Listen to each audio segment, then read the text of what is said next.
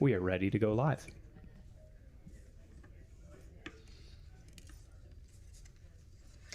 Good morning, everyone. We'll call the meeting to order at 10:01 for today's meeting of the Community Planning and Economic Development Standing Committee. Pleased to see we have I can't count this morning, 5 of 6 committee members. We have regrets from Councillor Cuddle, and we also have a few visiting councillors, Councillor White and Councillor Morse here with us this morning. So I'll offer our land acknowledgement. The Halifax Regional Municipality is located in Mi'kma'ki, the ancestral and traditional lands of the Mi'kmaq people. The municipality acknowledges the peace and friendship treaties signed in this territory and recognizes that we're all treaty people.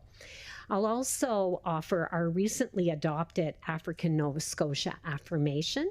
The Halifax Regional Municipality recognizes the unique history, heritage, and enduring presence of African Nova Scotians, whose roots in Nova Scotia span more than 400 years. We celebrate the significant contributions of African Nova Scotians to the social, cultural, economic, and civic life of our municipality and acknowledge the leadership, knowledge, and excellence that continue to enrich our communities. This affirmation reflects our commitment to honoring the legacy and ongoing contributions of African Nova Scotians in the Halifax Regional Municipality. So we'll move on. Good morning, Councillor Mancini. We'll move on to the approval of the minutes. Could I have a mover, please? Thank you. I think Councillor Daigle-Gammon was moved, and it was seconded by Councillor Purdy. Thank you. And I may have missed someone on the left side. I apologize if someone over there. Are there any errors or omissions in the minutes? Okay, we'll call for the question. All those in favor signify by saying aye or raising their hand. Contrary minded, nay. The motion has carried. For the approval of the order of business and approval of additions and deletions, I'll ask our clerk, Simon, do we have any additions or deletions? Thank you, Chair. I can confirm that the clerk's office has not received any requests for additions or deletions for today's meeting. Okay, thank you. Could I have a mover to adopt the order of business? Thank you, Councillor Saint-Amand, and seconded by Councillor Becky Kent. I saw a number of hands. So could I have a call for the question? The question has been called for. All those in favor signify by saying aye or raising your hand. Contrary minded, nay. The motion has carried. There's no business arising out of the minutes. I will ask if any committee members have a conflict of interest, would like to declare a conflict of interest for today's meeting. Not hearing any, we'll move on. We do not have any motions of reconsideration, nor motions of rescission, deferred business, or notices of table matters. I will ask our clerk if any correspondence has been received for this meeting. Thank you, Chair. I can confirm that there were several pieces of correspondence related to item 13.1.1 as well as 13.1.3. That correspondence has been circulated to all members of the Standing Committee. Okay, thank you.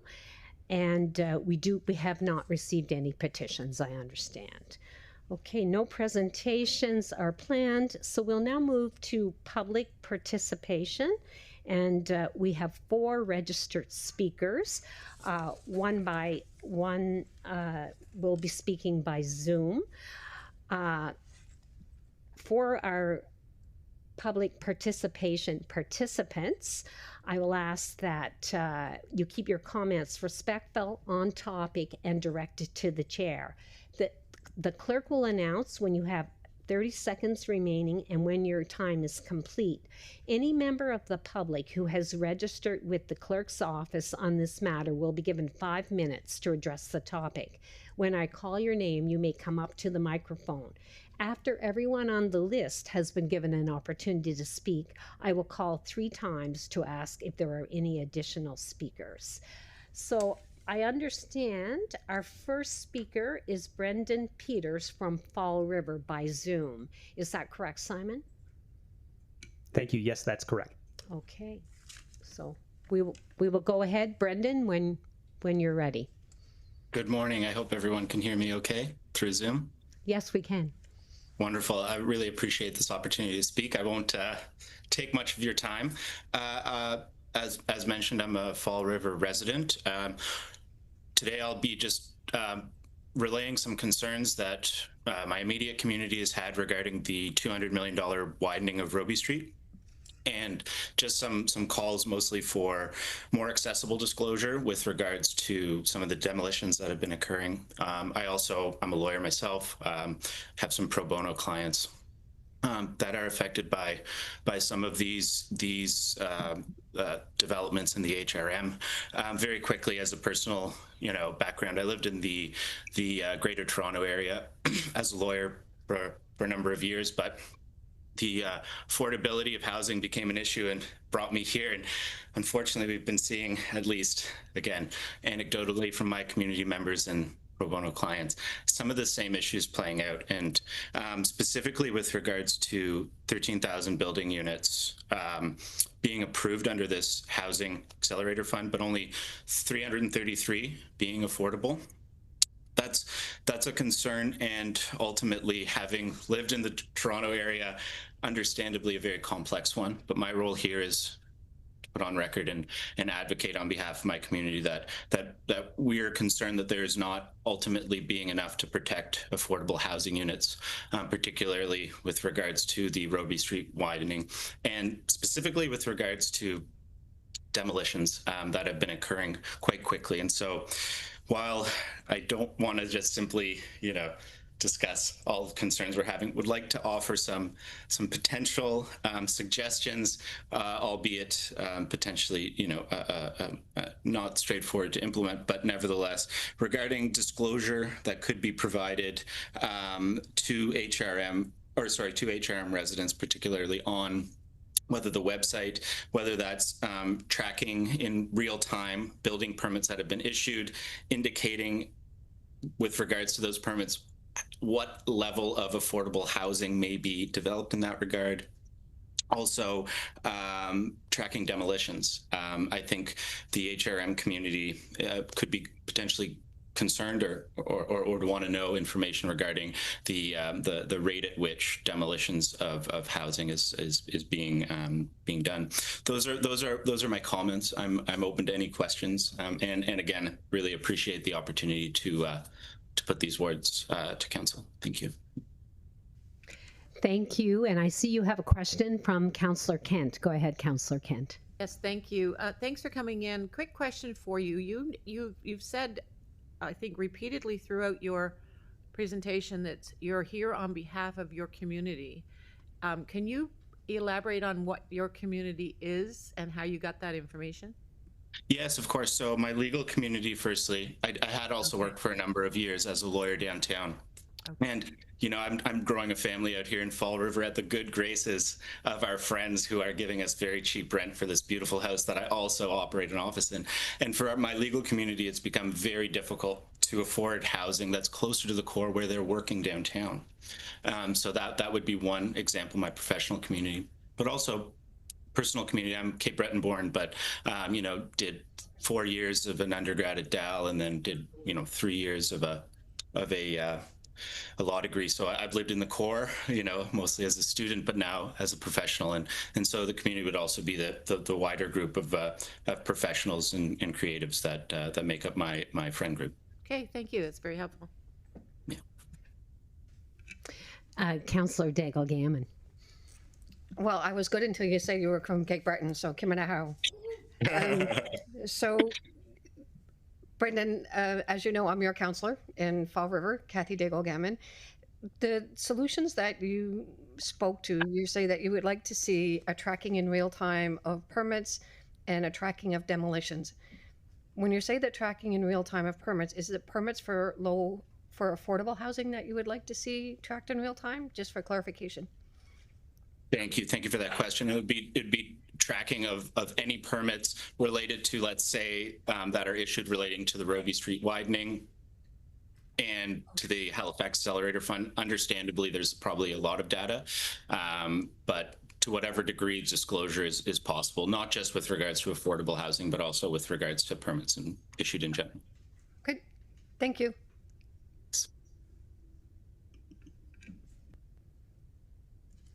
Okay, not seeing any further questions, I'll say thank you for joining us by Zoom today, Brendan. And we'll move on to our, I'll give the names of our next three speakers, Mitch Subag, Pat Whitman, and Jamie Power. So maybe Mitch would like to come forward now, please.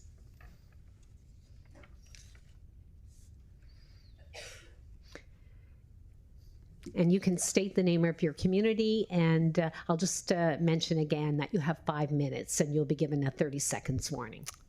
Greetings, my name is Mitch Subag and I am a resident of District 7, Halifax South Downtown.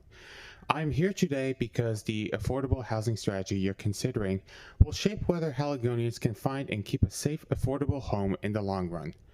Housing needs to be delivered swiftly, efficiently, and effectively, with as little red tape as possible. But speed must never come at the expense of tenant safety, worker safety, or environmental performance. We need faster pathways, not lower standards. The strategy acknowledges that Halifax is facing a housing crisis. Rising rents, low vacancy, and the inability to afford rent are the most common reasons people become homeless. I wish to focus on how governance choices can help the strategy deliver real results. Attachment C outlines governance options A through D. Taken together, the following suggests a direction that fits the balance I'm asking for.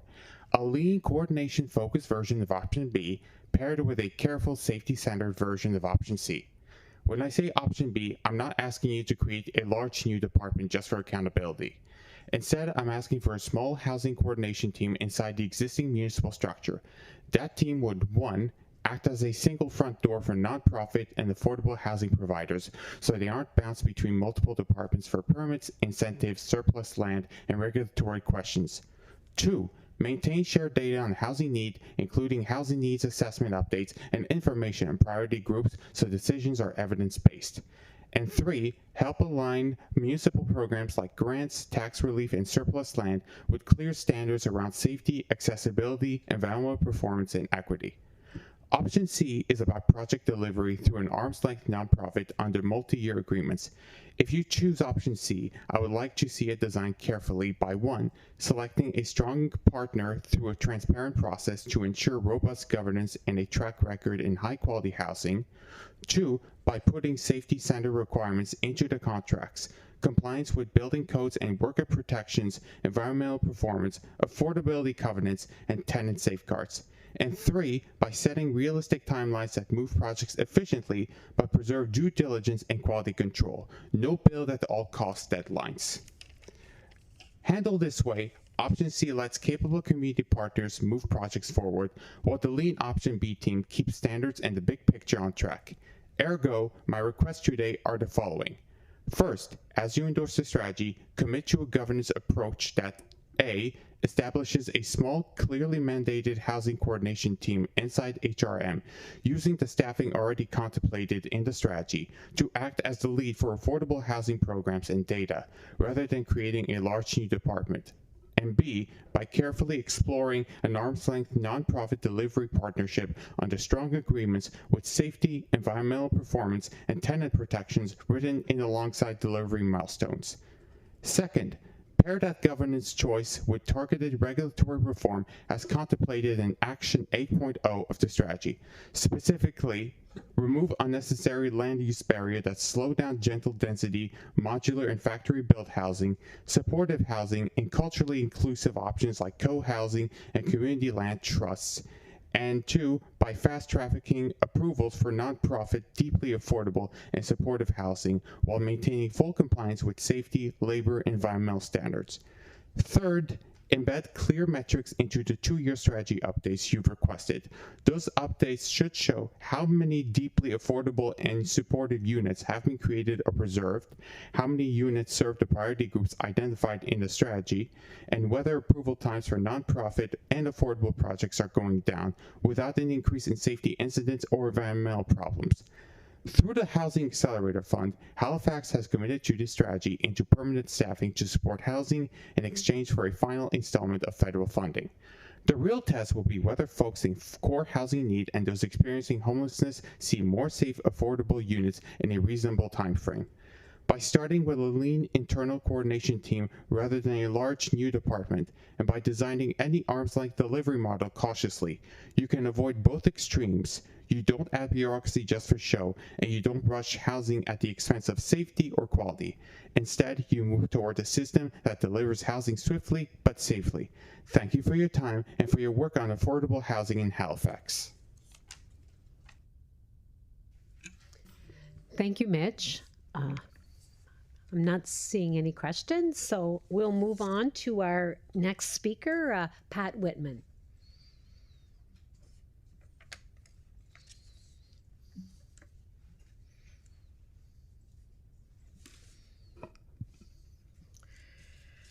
Members and staff of the Community Planning and Economic Development Standing Committee.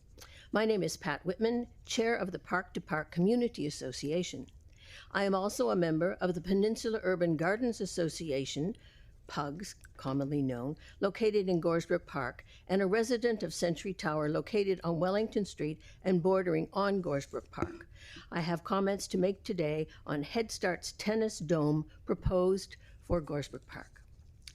On behalf of our many members and concerned neighbors, I would like to thank the staff for their very thorough report and recommendations concerning Head Start's request for a domed, open tennis and pickleball court structure in our backyard in Goresbrook Park. The Park to Park Community Association was significantly involved in the preparation of the current plan for Goresbrook Park and was very pleased to see that the guidelines therein are being recognized. The one notable omission from the report concerns the closeness of the adjacent residences, namely Century Tower and Peter Green Hall. Comments abound about the noise issue caused by the pickleball. Reference, for instance, the Castle Hill Drive pickleball court, which was closed some years ago.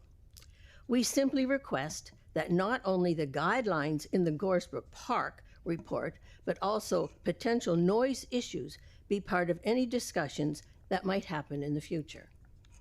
Thank you for your very thoughtful report and recommendations to the staff and to the members of the Community Planning and Economic Development Standing Committee. We humbly request that you vote to accept the staff's recommendations and to not proceed with this request. Thank you. Thank you, Pat. Just looking to see if there are any questions. Thank you. No, I'm not seeing any thanks. And we'll move on to our next speaker, Jamie Power. Maybe Jamie is not here. Okay. So these are all the speakers that were registered for today's public participation, but I will ask 3 times if there's anyone in the gallery that would like to speak. Go ahead, please. And please state your name and the community you represent.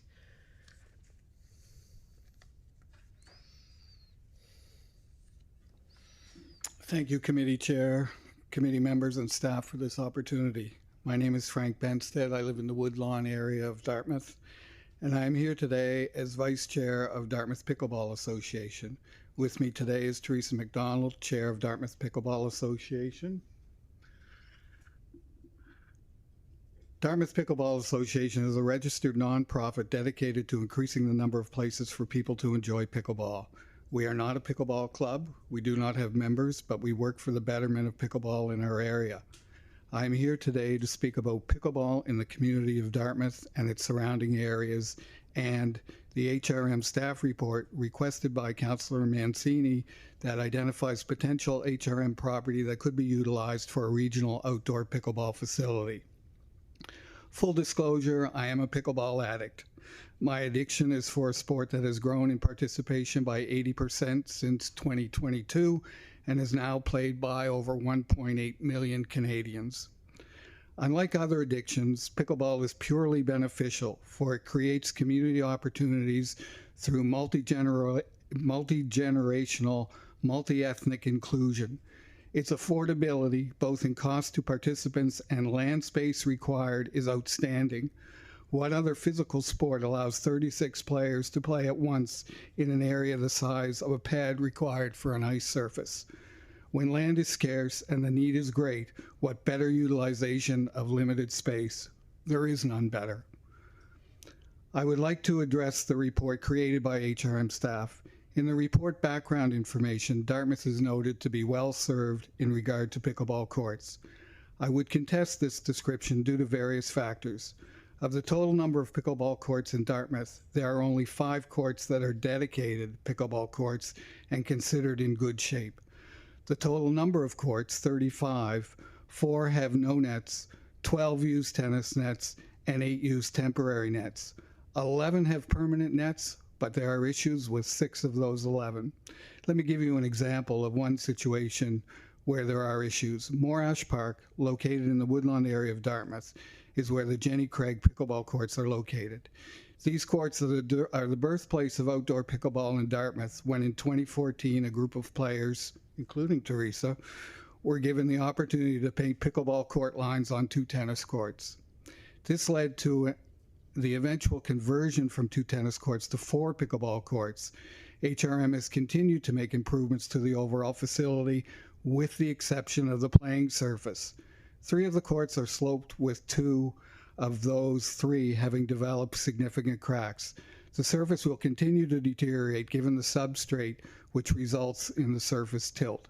One of the sloped courts has a height differential from one end to the other end of over 2 feet. Another sloped court has a height differential across the end of the court with a differential at one end of over 8 inches. Given the state of the existing courts in Dartmouth, I question whether the community is well served. Sorry, I'm reading and I'm skipping through this. Well served. I would contest this description due to various factors. Oh, I've read that, sorry. My apologies.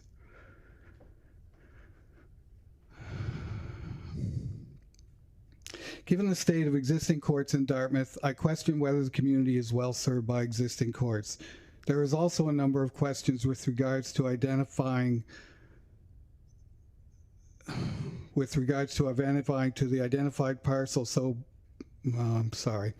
With regards to the identified parcels that could be set aside for development of a regional pickleball center, the Mayback location is the preferred choice of 2 proposed locations. It has several advantages of being centrally located within urban Dartmouth, close to bus routes, with parking available, and could be utilized by the school systems and other entities.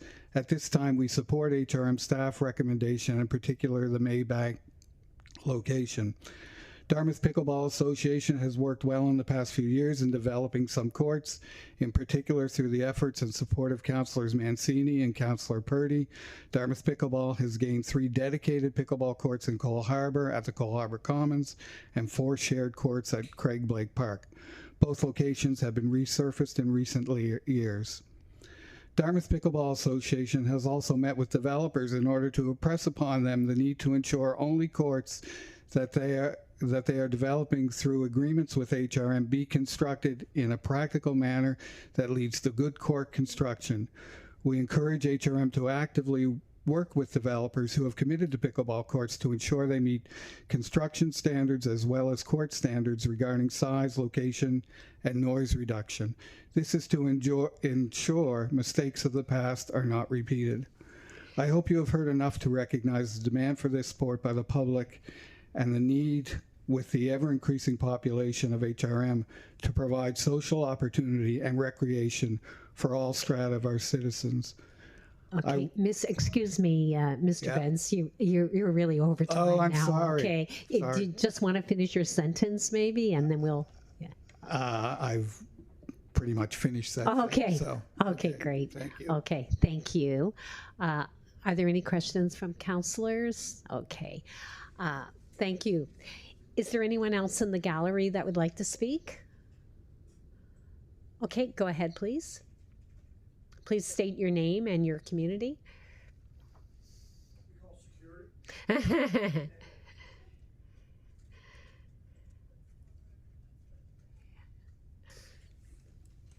Hello, Council.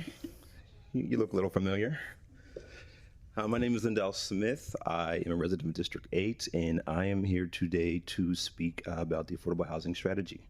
I am here on behalf of the Nova Scotia Black Community Housing Council, where I serve as the executive lead, and our mandate is to implement the African Nova Scotian Housing Strategy and support African Nova Scotian communities and other communities of African ancestry across the province, along with housing organizations who serve them.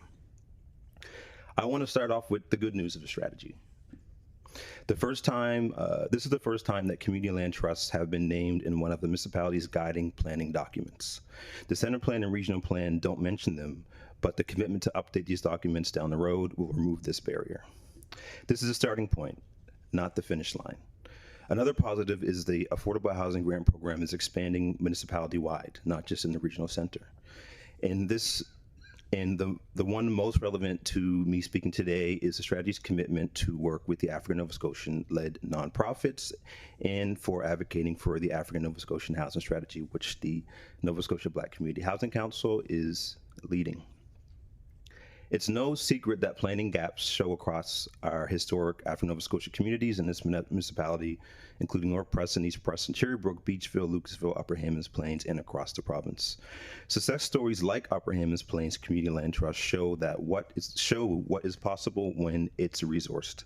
Roughly 650 plus non-market homes across 5 developments, with 130 plus units under construction, the largest federal investment in Black cooperative housing in Canadian history. That's the standard this strategy should build towards, everywhere our communities are in our working. The Nova Scotia Black Community Housing Council's need assessment found that 16% of Nova Scotian households provincial-wide are in core housing need. 24% among renters, median household income sits at $55,000, against $71,000 for all households in Nova Scotia. This region carries more than its share. Ownership among African Nova Scotian households in Halifax Metro is 40%, the lowest home ownership rate in any region that we have data for, and 25% affordability issues against 18% anywhere else in the province. This gap can address that issue, but sustained investment is needed. In Upper Hammonds Plains Land Trust written submission, they raised specific asks. I want to highlight 2 of them because they reflect the same structural gaps that we have in our strategy and have provincial-wide.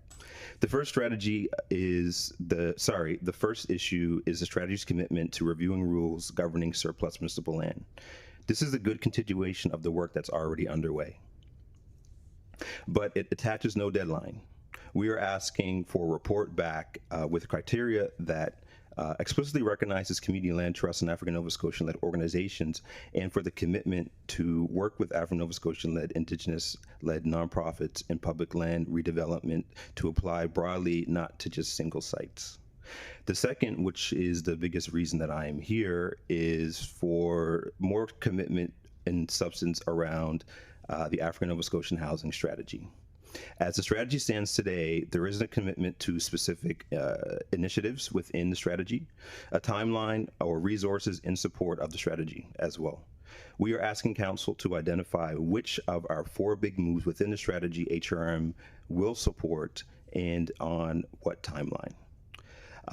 I will be coming back in the fall to speak more about the Nova Scotia Black Community Housing Council, to give you more information and to present on our strategy, and that is part of our ask to formalize a relationship. The strategy that is referenced in your strategy, the African Nova Scotian Housing Strategy, is ours to deliver, and we welcome HRM to have a seat at the table, but I formally ask you to sign up for the potluck and tell me what you're bringing. To be clear, we support and endorse this strategy, and it's a real step forward. And it is what is shaped by people who have done work over tirelessly done work over the years. All we ask is that you continue to finish the sentence that you already started and commit to the work. Thank you for your consideration. Happy to answer any questions.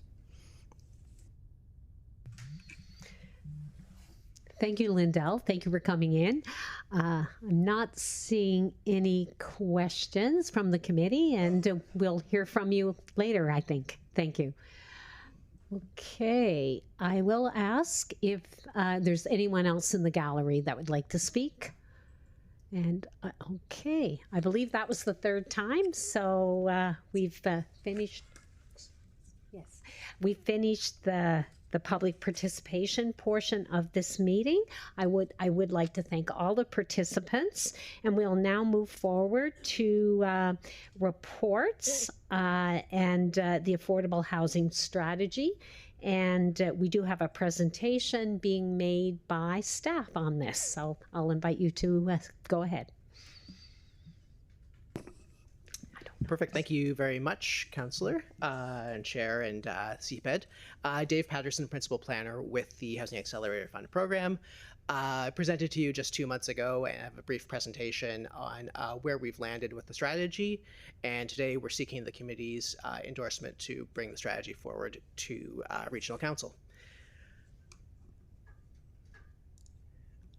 So the strategy is the final deliverable of our Housing Accelerator Fund agreement, and that requirement is stated on the screen to deliver an affordable housing strategy with dedicated staffing by October 11, 2026.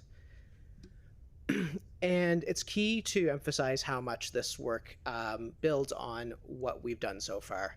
Our current work in affordable housing really goes back about 10 years to the establishment of the Housing and Homelessness Partnership as a table of all three levels of government, the nonprofit sector and the private sector, to address housing and homelessness.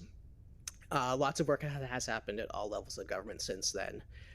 Key municipal programs include the Affordable Housing Work Plan in 2018, and that led to the delivery of some of the programs we know right now: the Affordable Housing Grant Program, the Permit Fee Waiver, and the Multi-Year Tax Relief Program. And all of these really work in concert with programs of senior levels of government. At that same time, a number of federal initiatives came out of the National Housing Strategy that included the Rapid Housing Initiative, as well as the Housing Accelerator Fund, which really propelled our work in this area as well. In 2026, we're seeing the wind down of HAF, and we're setting the course for the municipality's next 10 years in this work and trying to identify what's a sustainable level of work, level of effort in this area, and what is the municipal role in affordable housing. And we really appreciate all the conversations we've had so far, both with council and with community, with residents, and with the sector in this work. The report package you have today has 3 attachments: the strategy and action table as attachment A, a 10-year preliminary cost implications table looking at the next 10 fiscal years in attachment B, and attachment C is the background information study, which looks at municipal housing organization models. And this work, as we've mentioned before, it really sits among other municipal programs to address housing more broadly. So the regional plan, as well as the strategic growth and infrastructure priorities plan, community plans, are looking both at the regional and local scale at the overall supply of housing. Meanwhile, our colleagues in community safety with the framework to address homelessness are working with individuals experiencing homelessness and housing insecurity to try and reduce and eliminate homelessness in our communities.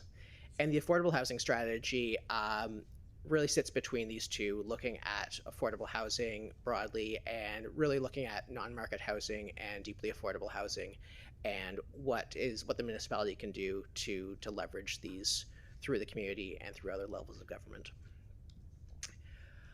The approach is built on 3 pillars of engagement, research, as well as legislative and policy context. And the work itself has a real recognition of where we are today in terms of market forces and development activity, the complexity of development nowadays, as well as the level of intergovernmental interest and investment, both at the province.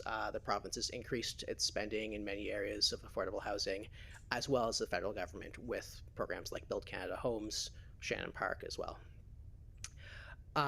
The strategy does bring in a strategic but restrained role for the municipality. So we're looking primarily at our existing program approaches and what we can do to maintain those existing programs that have seen success so far.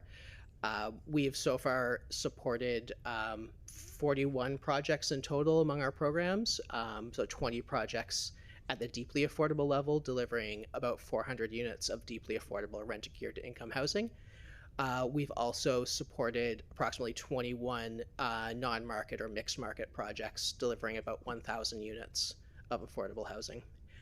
And our focus remains on sort of being a supporting partner with other levels of government, a focus on land use planning and fiscally responsible support. And broadly, we want to make sure to emphasize that this is a flexible framework over the next 10 years. The situation that we're in right now will probably change in 2 or 3 years and probably change again 2 or 3 years after that. So this is really looking at the state and time right now and what an appropriate approach would be, but a flexible framework that can change in the future as needs change. The vision for the work is that the municipality works with partners so that residents have affordable and suitable housing options.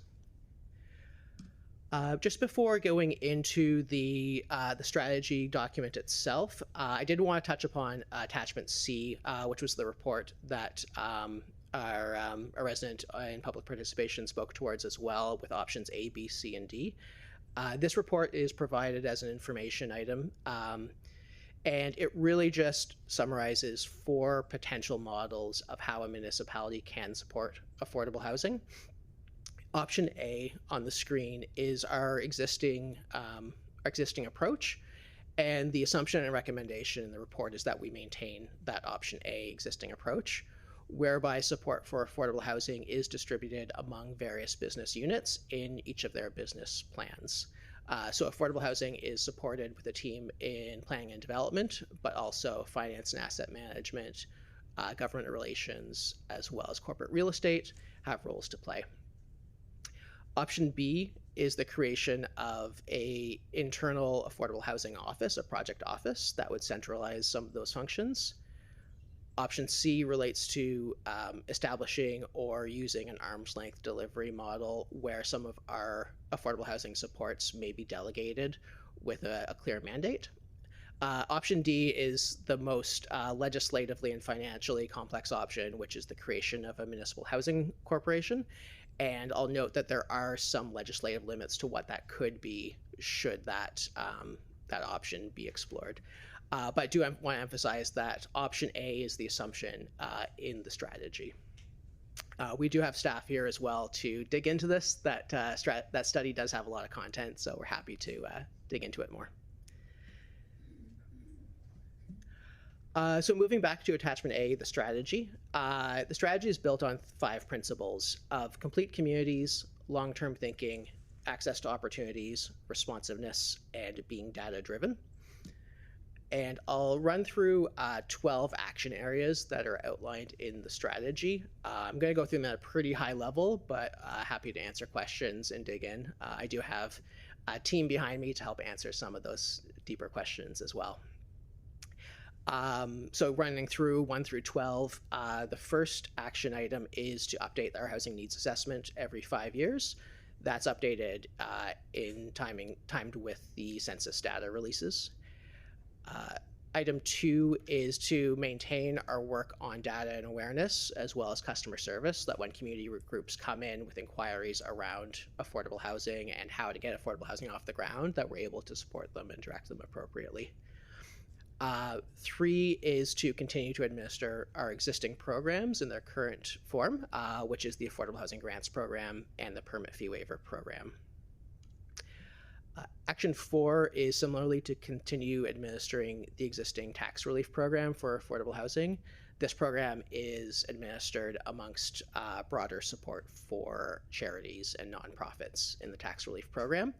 But there is direction also to undertake a review of that program considering its effectiveness and how to ensure that that program remains fiscally sustainable. There is also related to that direction to support Finance's work on centralized tracking procedures for grants as well. Action 5 is once again a continuation of our existing work and ongoing work, which is to administer bonus zoning and to consider through the suburban plan and neighborhood planning exercises how it can be expanded more broadly. Number 6 is consideration through the future for the inclusionary zoning possibilities in large site developments, as well as through future planning reviews, really as economic conditions may make that program possible. And number 7 is to support affordable housing in the Cogswell district, subject to forthcoming direction from council. And finally, on this slide, number 8 is to continue to reduce land use barriers for diverse housing options for modern methods of constructions, as well as supportive housing and non-market housing when those projects run into land use barriers. Moving over to some of our work in governance, partnership, and alignment.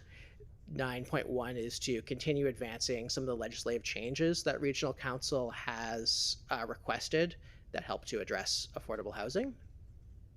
9.2 is to be able to continue exploring options for optimizing the organizational delivery of programs in relation to Attachment C.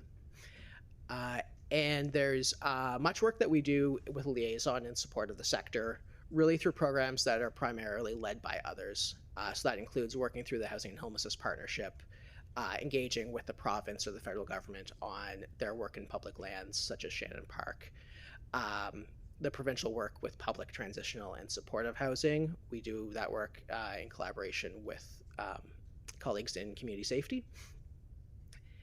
And then some of the programs that are really the focus of provincial work around acquisitions, repairs, and sector capacity building, continuing to be engaged in those conversations, as well as supporting the African Nova Scotian housing strategy. And my last slide on actions is around municipal land and facilities. So the direction 11 is to continue working on surplus municipal land to develop that program, respond to inquiries from groups that are interested in municipal land, and to broadly undertake a review working with other business units on how that program runs. There's also work to consider co-location of housing and affordable housing with new and renovated municipal facilities. So I'll take a quick breather there. And my final slide here is financial implications and risk considerations, which is a key piece of work that staff have really worked on really refining what those implications are for taking on this kind of work.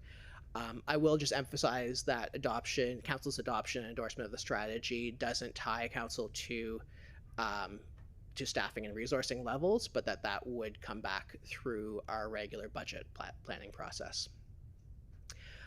The report recommends, in order to implement this work, funding for 2 additional staff within P&D. Currently, there's 1 staff member permanently associated with affordable housing.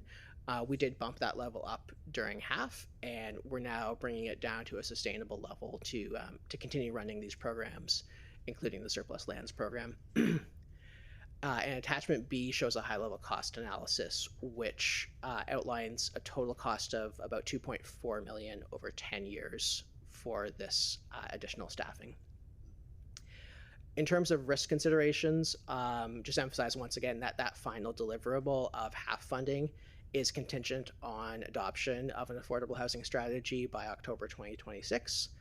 And in terms of our additional work, as mentioned, our current programs have really seen a lot of success in leveraging federal and provincial funding, with delivery of over 1,400 units of affordable housing so far. Those municipal programs help to secure that investment, and there is concern that inadequate resourcing could in the future reduce our customer service as well as our ability to respond to and engage with other levels of government and the partnership to keep this work going. With that, I have the recommendation on the screen, but I won't read that. But thank you very much for your time, and we're really happy to answer questions of CPED. Okay, thank you. Thank you very much, Dave, for that detailed presentation. I see we have Councillor Daigle-Gammon on the board, and Councillor Daigle-Gammon, would you like to put the motion on the floor, please? Certainly, Madam Chair. Thank you. I would move that the Community Planning and Economic Development Standing Committee recommend that Halifax Regional Council 1 endorse the affordable housing strategy as provided in Attachment A of the staff report dated August 5th, 2026. To direct that the Chief Administrative Officer to include funding options for actions contained in the affordable housing strategy in future years, commencing in the 27-28 budget and business plan for Council's consideration. And 3, direct the CAO to provide the committee with an update on the implementation of the strategy every 2 years. Seconded by Councillor Kent. Go ahead, Councillor Daigle-Gammon. Thank you very much. Thank you for the presentation. I know how hard you guys have been working on this. A couple of quick questions. I mean, I know in terms of getting the last installment of the Housing Accelerator Fund that we do have to have the strategy. One of the things that a couple of things I was curious about, I do understand why the strategy is like option A is what we're looking at this time. But with a review in 2 years' time, I guess I was wondering, when can we revisit those other options? Because I think if we've got a year with this strategy and having worked with our community partners and knowing what's going on there, is there an option within the 2 years to revisit? Would we look at option B or C? Option D there does look really legislatively complicated and all that kind of stuff. But I was just wondering if there's an opportunity to look at that within the 2 years or not, or would that be something that will be a recommendation after you look at it in 2 years? And then it's, whenever we look at funding numbers and you see just about 2.5 million, but it's over 10 years. So when you break it down to the budget year of 27, 28, 28, 29, I'm just wondering why in the presentation we didn't do it that way, because 2.5 million scares people because they're thinking about budgets. And I'm the one that's going to be in that chair when they, freak out over 2.5 million. Just wondering. Thank you. Great. Thank you, Councillor, through the chair. I'll answer your second question first, which is we really just didn't want to give that larger number, but it is broken down each year. So when you're in that chair this next year, it will actually be closer to $100,000. Because the half is able to fund those positions up until midway through next fiscal year, until October. So it is ongoing. It adds up. If you add up years 1 through 10, that's the number you get to. But each year it will be less than that. Moving back to consideration of options B or C. It's not, I would say by default, our expectation to consider organizational changes that would be found in options B or C at this time. The intent is really that we would come back probably with an information report every 2 years on how we're doing on this work. But it's certainly something that if council chose to ask for a supplemental report, digging further into those options, we would definitely be able to accommodate that.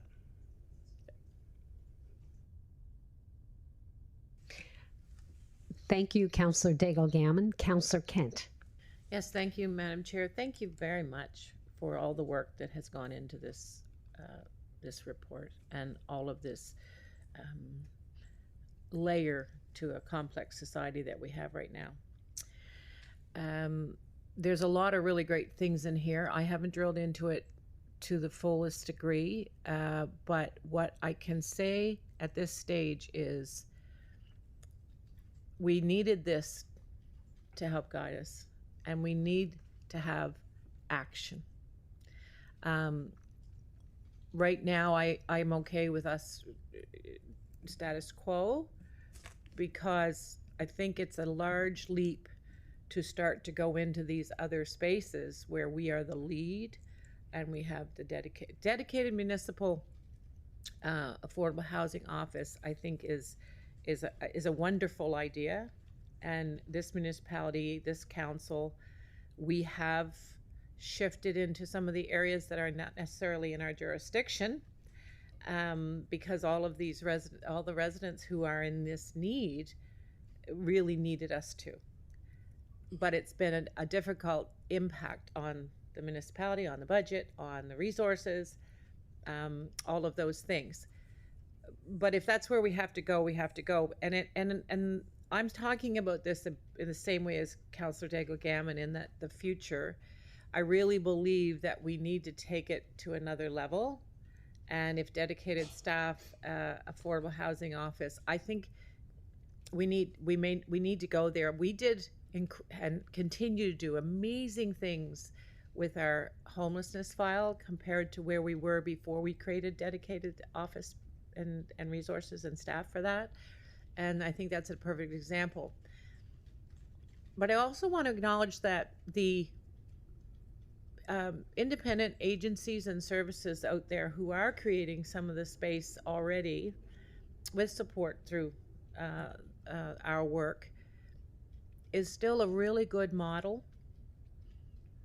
Often folks, particularly folks that are vulnerable and in situations who might need affordable or deeply affordable, would rather it not be government that's at the helm, would rather have agencies and boards that are just have a more on the ground down at the layer of empathy and consideration that government agencies just can't get there just because of the resources, right? So I think we need to right now shore up that, find our ways, which we are doing in with the federal funding and such. But this is, to me, is the beginning of the conversation around what are we going to do, and this is the right way to do it. What I want to make sure that you hear today, and I'll reiterate it in council, is that we have to have a way to have a more impactful space to improve and encourage affordable housing, deeply affordable housing with our partners, other government agencies and such. I was really pleased, I'll leave it there, but I was really pleased, am really pleased always to see former councillor Lindell Smith in the room. I believe strongly, pardon me? He got past security. He did get past security. I would have brought him in the back door, but I would have got in trouble for it. I really think that the considerations that he put on the table today have to have a lot of space with this strategy. It's overdue. I think they've got a strong leader and some strong, well, not strong, but historical data that we know cannot be looked past anymore. So I'm encouraging you to, if you haven't already, which we probably have had conversations with Lindell, I look forward to some of the amazing things that we can support, whether or not we're doing it or we're creating a path to doing it or building relationships that help make sure things happen around those land trusts and such, then so be it. But these are the points, I guess, for now that I want to put forward. I'm going to take a deeper dive. I just want to ask, will this go to council? Yes. Is that supposed to be in the motion? Oh, I missed it. Sorry. Just reading the report. Sorry, And I know Councillor my time is Kent, up. you are out of time. Yes, Yeah, you not can come much. back. I wasn't over by much. So Okay, no, that's right. That's right. okay, thank you. And if it's okay with Councillor Purdy, I'll follow the order on the board, if that's okay, and ask Councillor Morse to go next. Okay, go ahead, Councillor Morse. Thank you, Chair. Thank you very much for the report. Really important work here. I think we've made a tremendous amount of progress on addressing homelessness. Of course, there's a lot more that we can do and need to do. But I just wanted to talk a little bit about all the I think that population is, depending on how you define it, is somewhere between 200 and 1,000 people in the city. But there are thousands of people who are struggling, with affordability, and those families, those people require different solutions. It's not just about emergency housing; it's about longer-term housing. So, I just wanted to ask a little bit about how we're addressing that. And when Housing Accelerator Fund has been kind of a journey of a few years.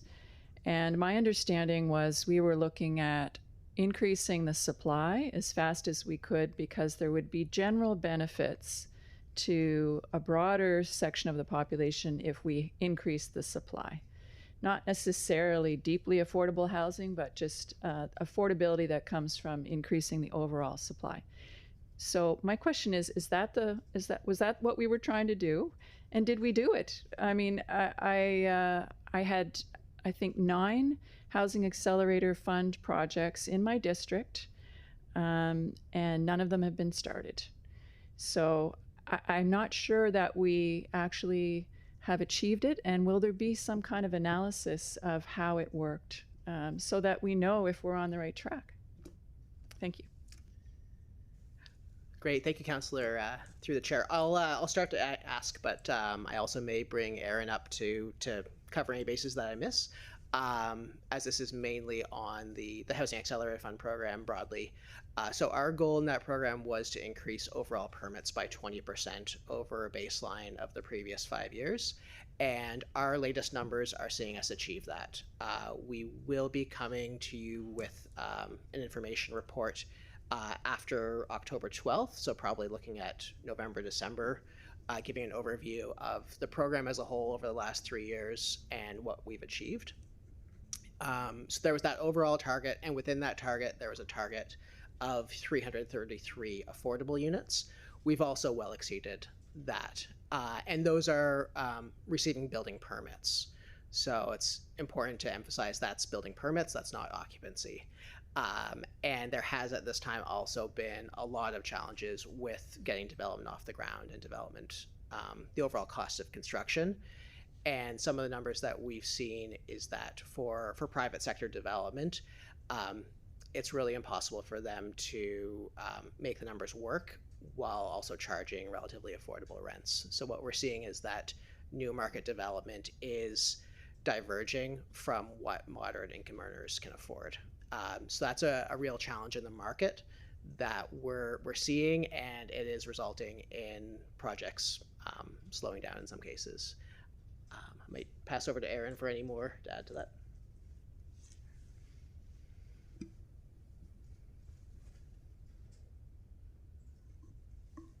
Thanks, Dave. Through you, Madam Chair, to the Councillor, my name is Aaron Murnahan, Manager of Culture, Heritage and Planning Information Services, also overseeing HAF.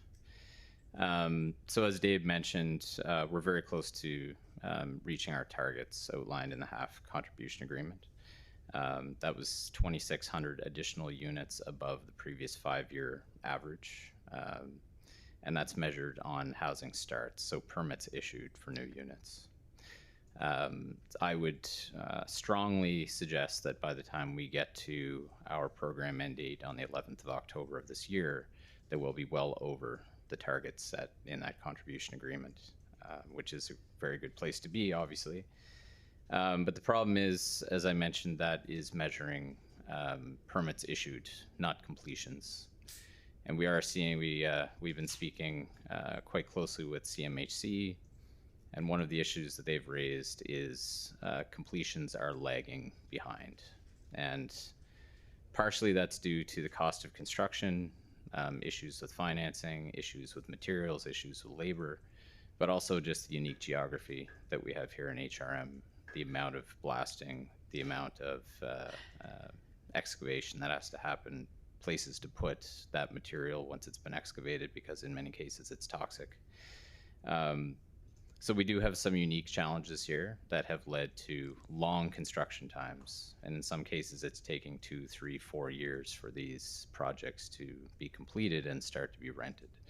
So that's something we're starting to look into more closely. We're trying to encourage more timber frame construction, wood frame construction, things that are easier and quicker to build, missing middle, densification of our urban core, use of existing infrastructure to try and address some of those issues. Okay, thank you. I asked the same question over and over, but it sounds like there's more coming in December on this, and I'm looking forward to hearing a little bit more about our unique challenges here. It's said that it's good to build your house on a rock, but I guess it's much more expensive to build your house on a rock. So thank you. Thank you, Councillor Morris. Councillor Purdy. Thank you, Madam Chair. And I guess I'm kind of along the same lines as Councillor Morris. Those are some of my concerns, that the promises we were given with the Housing Accelerator Fund are not coming to fruition. I mean, we have the permitting measurement that is being achieved, but it's not producing tangible results for our residents. It's not helping with anyone's rental affordability. It's not helping with housing supply to keep the prices from being, driven up by lack of supply and demand. So we're not really seeing good results from this. That actually makes a difference in a lot of our residents' lives. I'm wondering, what's the measurement of success for this strategy? We don't have actual unit counts associated with anything to do with this. So how do we know if the strategy is successful? How do we know if it's failing? Do we have an off-ramp? If it's not working, do we have ways to pivot prior to the 10 years? I'm wondering if shorter terms were talked about or thought of, and why maybe a shorter term and especially because of the volatile conditions that we find ourselves in so many different ways. Why are we committing ourselves to a 10-year plan for something that this is a very new thing for us?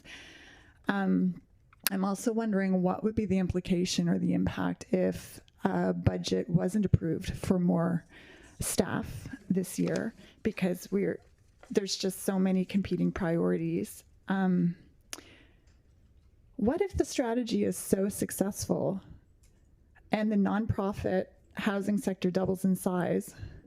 What will be the resulting impact on our municipal budgets? We're already hearing warnings and risks about our tax relief programs. So what if we price ourselves out of the ability to do that?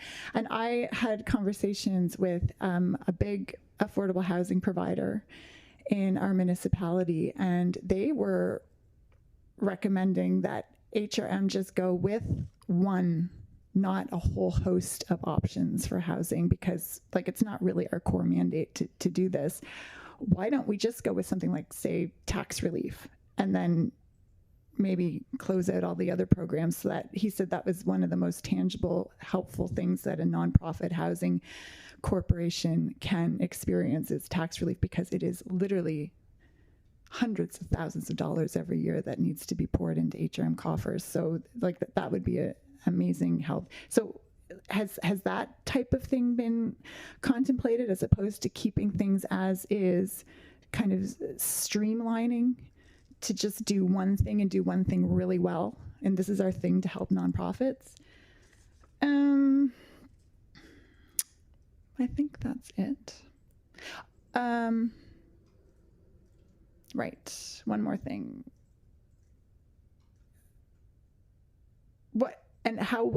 How will you monitor the risk moving forward? I know we have a couple of updates that are going to be happening to make sure that these programs don't accelerate faster than our municipal revenues. So how do we check and balance this? Okay, I think that's it. Thank you.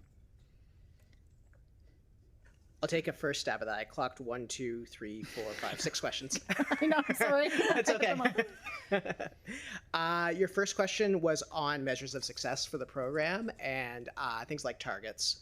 And that is actually a really great question. That's something that we discussed early on, and we really had challenges having comfort setting targets for affordable units moving forward. We had them with half.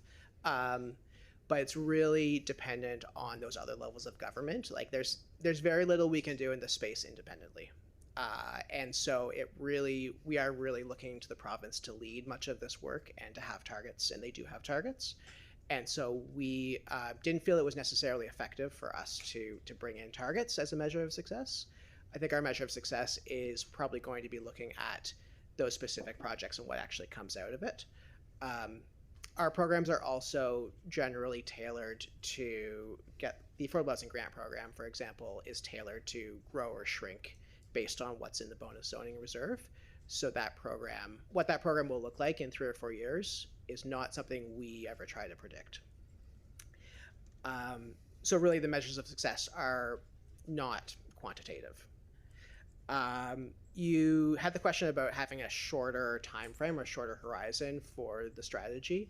And one thing that's, I think, related to that is also our data on housing need is actually quite dated. Our data right now is primarily from 2021 during COVID pandemic relief efforts. Our expectation is that the situation is much worse now, but exactly where that is, it's hard for us to really have a good sense of what housing need numbers are. We do have numbers around homelessness and some updated numbers, but we're really looking at that housing needs assessment 2028 to guide where we are right now, and that will be based on 2026 census data. So our expectation is that we may come back in a couple years, with new knowledge of where the federal government is at, where the provincial government is at, and where we are at with some revisions to the strategy. So it is a 10-year strategy, but by no means is it fixed for that 10 years. Your third question is on what would we do if the budget was not approved. Really what we would just see is reduced, we would still have one staff dedicated to affordable housing, but we would probably be pulling in staff from other groups to help out as needed. And we may have a really reduced capacity to do programs like surplus lands, like bringing surplus lands into the hands of nonprofits is a really intensive process. So we'd have challenges with customer service and with getting programs like surplus lands off the ground. Your third question was on what happens if the nonprofit sector doubles. What's the impact for tax relief? And it would be a major impact. I may bring PJ up later to speak to this a little bit more as well. But that is one thing that why a review of the tax relief program is recommended, is because the scale of that program is not predictable. It does go up as nonprofits acquire new properties. But that tax relief program, we have heard, is really critical. And so having that reliable kind of yearly tax reduction or tax relief is what we've heard as well from nonprofits. Our recommendation is to continue those two programs, the tax relief program as well as the grant program, really recognizing that need for some of the upfront costs that the Affordable Housing Grant Program delivers, and to be able to be part of those projects.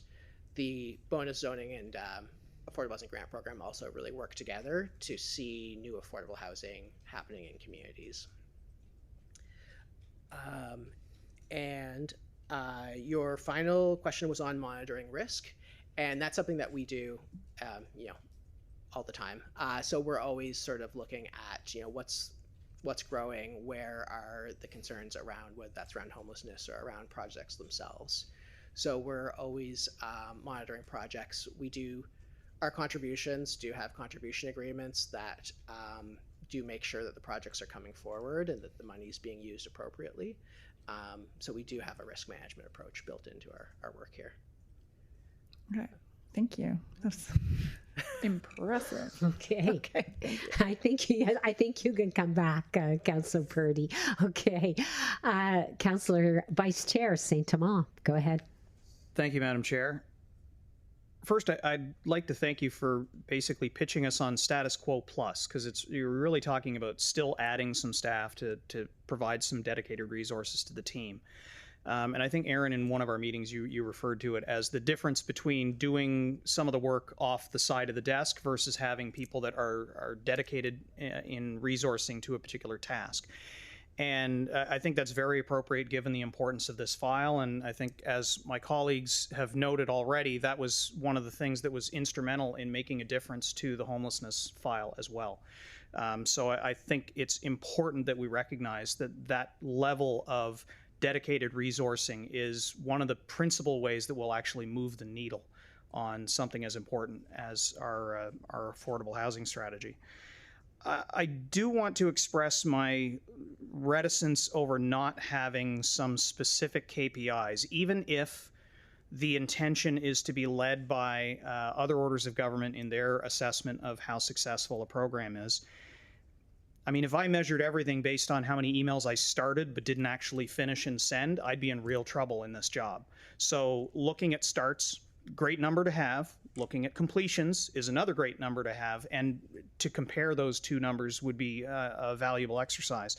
And so I'm curious to know if there are, even internally, whether they're expressed as part of the strategy or not, but internally, whether you would have some specific measures that you plan to monitor on an ongoing basis, some objective figures that give you a sense of not necessarily whether the outcomes themselves are being achieved, but whether or not there's a positive trend or negative trend that you're observing in the progress that's being made within the marketplace with the efforts that we're making.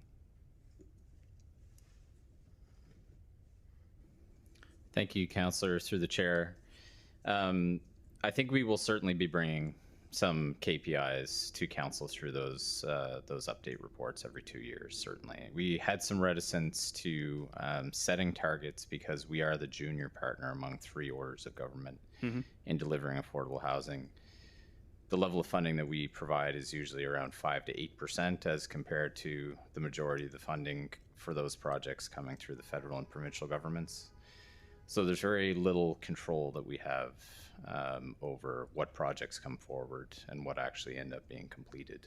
So that gave us some concern around setting targets that we might then be accountable to, which we have very, very little control over. But certainly we'll be, as Dave mentioned, updating the housing needs assessment through each census cycle, and we'll be measuring our success against that.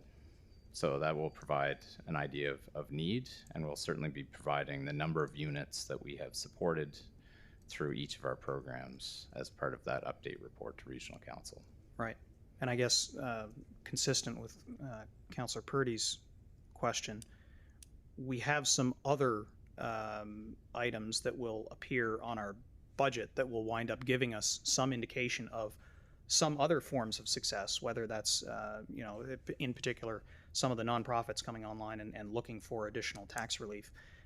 We'll get that as a little bit of an early warning system that some things are making some progress, obviously negatively impacting our budget, and we'll have to make some adjustments to make room for that. But at least there are some measures that are going to come to us naturally anyway. Okay, thank you. Councillor Purdy. Thank you. I was just going to ask if we could vote on each point separately, just because I feel hesitant to support the funding option to include that for actions commencing in this coming year's budget without seeing the whole budget. And from what I understood, I heard today, this is not even like you're going to bring forward your ask anyway with your budget plan. So I'd rather wait before we know any other funding requirements or needs that are going to be up and above what we already know. We can certainly vote on each of the items separately, or we could do 1 and 3 and then 2 separately. Sure. Is that the way you'd like it? Okay, sure. Great. Thank you. Thank you. Councillor Daigle-Gammon. Thank you very much, Madam Chair. What a great conversation. I know that there are concerns around the Housing Accelerator Fund and deliverables and, who was able to build what. We get to do the permits, but it's on the other side that they get to do the building. And I always see a strategy is like it's the enabling framework that things can get done. So former Councillor Lindell Smith. I figure if we're going to the potluck, this strategy sets the table and we all get to cook it together. So whatever the meal is, that's kind of what we're doing. And so I do think that we need to have this strategy. I'm always concerned, though, that in the absence of having, the staff capacity to deliver, if we, and I don't think that you guys would come and ask for a position if you didn't think that you needed it, to be absolutely honest. And I think that in the absence, to have a strategy but not have the capacity to fully implement it, it's like having half of the story, right? So it's really not possible without that. And in the first 2 years, I think that from a budget point of view, we're going to be looking at maybe pennies. In a $1 billion budget, it's not a huge ask. But if we don't do it, then the fear is we've put a strategy together that we can't implement, and then we get sort of criticized because, well, I guess because we're not delivering on something, because we didn't put the resources there that it needs. So, I do hope that while I absolutely understand the concern, I do hope that everyone does support the motions, the 3 items. So thank you. And if there's no other names, I can call for the question. No, Councillor Daigle-Gammon, I do wish to speak to the motion, and I was going to ask Vice Chair Saint-Amand to come to the chair, please. Okay, thanks.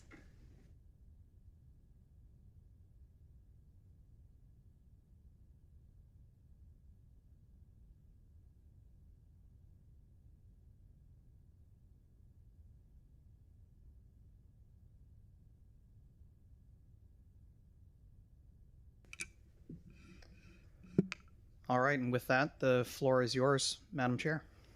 Thank you, Vice Chair. Thank you very much for the detailed presentation and the many recommendations. I just wanted to speak to, I guess, my overall disappointment, and I have expressed this. In discussions with staff.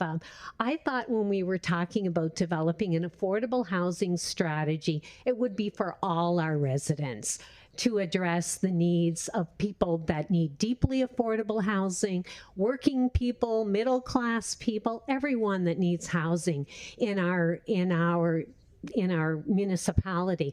Unfortunately, the focus here appears to be on one end of the spectrum, and not all the people that write to me and say, for example, I'm struggling to pay my property taxes because I just moved to a new house, my family grew, and I don't have, and I'm paying $6,000 when my next door neighbor is paying $3,000, or I'm paying $10,000 and they're paying $5,000 with a roughly similar home. So we have a number of issues that affect affordability and affordable housing, and they're not addressed in this strategy. So I just really wanted to make that comment. I think we should perhaps name this something different, this strategy. The other thing that I'm concerned about, and we don't have the answers yet on this, is the tax relief programs and how they're growing. We also have the affordable housing grants. To me, I don't have a holistic picture of the amount of money that is being spent, but also the amount of foregone revenue. For example, when we do land grants, we do land grants sometimes for $1. That land has a market value, has a high market value. I know when we sell land to residents that don't fall under this affordable housing strategy, they pay the market price.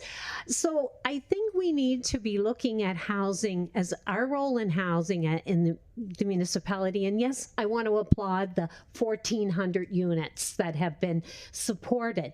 But I think we really need to think about the people who do need support on affordable housing, but we need to think about all of our residents, those ones that contact us all the time about the sidewalks that require repair, the bus stops that don't have concrete blocks, that we have disabled people leaving buses houses into mud puddles. We have a lot of needs in our municipality, and I really feel we need to look very, very carefully about where we're allocating our very scarce resources. And I'm not looking at the time, I'm relying on the vice chair. So I just wanted to express those comments, and I didn't feel I should be doing them from the chair. So thank you.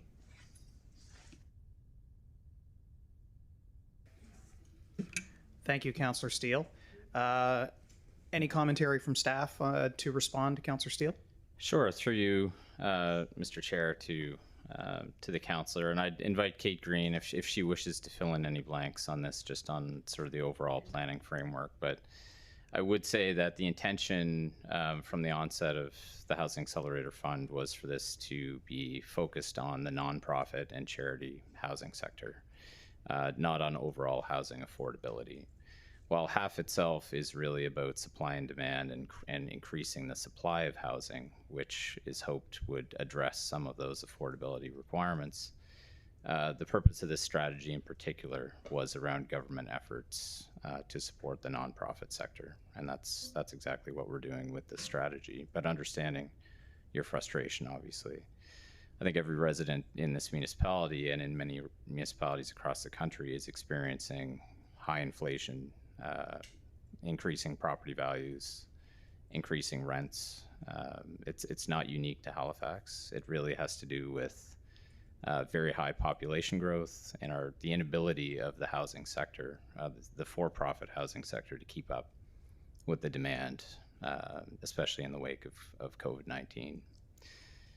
So I would say, through the secondary planning framework that we've been developing since 2018, through the regional plan, through amendments, through the minimum planning requirements, through the strategic growth and infrastructure priorities plan, we're doing our best to ensure that hundreds of thousands of new units are permitted across the municipality.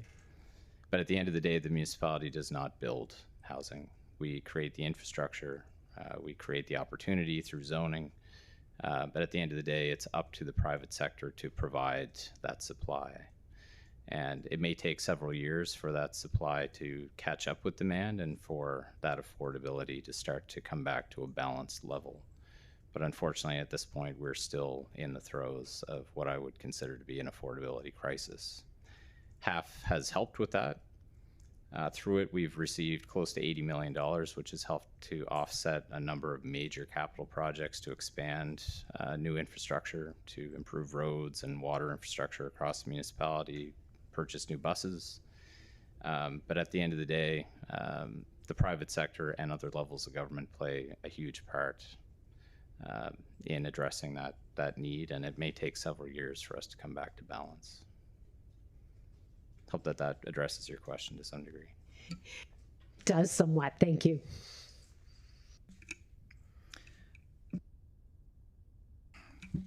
Thank you, Aaron. Unless you have a follow-up that you're planning on coming back for, I'll turn the chair back over to you.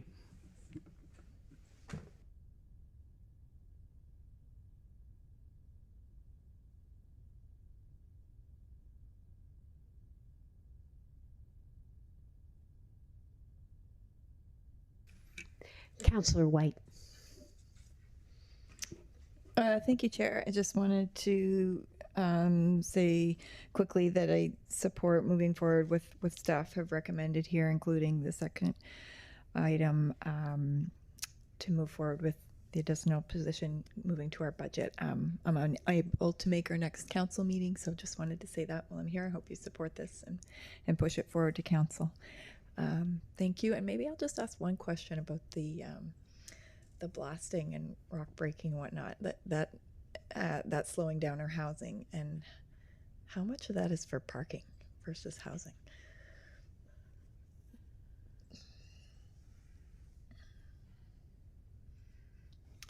Through you, Madam Chair, to the councillor, that is not within my area of expertise. It would only be anecdotal from me. I'm not sure if there's anybody behind me that might be able to answer that question. I know that the Regional Center secondary municipal planning strategy has essentially eliminated minimum parking requirements. The minimum planning standards changes that have come down from the province have essentially eliminated minimum parking requirements, but the market is still dictating a need for parking to make units marketable for many of these higher end developments that are being constructed today. So private developers in many cases are choosing to add a 1-to-1 parking ratio or slightly less than that. But that is resulting in several levels of underground parking having to be excavated through bedrock. That rock then has to be transported somewhere to be deposited in the harbor or in salt water to neutralize its toxic effects. So that all has significant cost associated with it and adds, in many cases, a year to more than a year to the process of constructing a large building. Yes, thank you very much.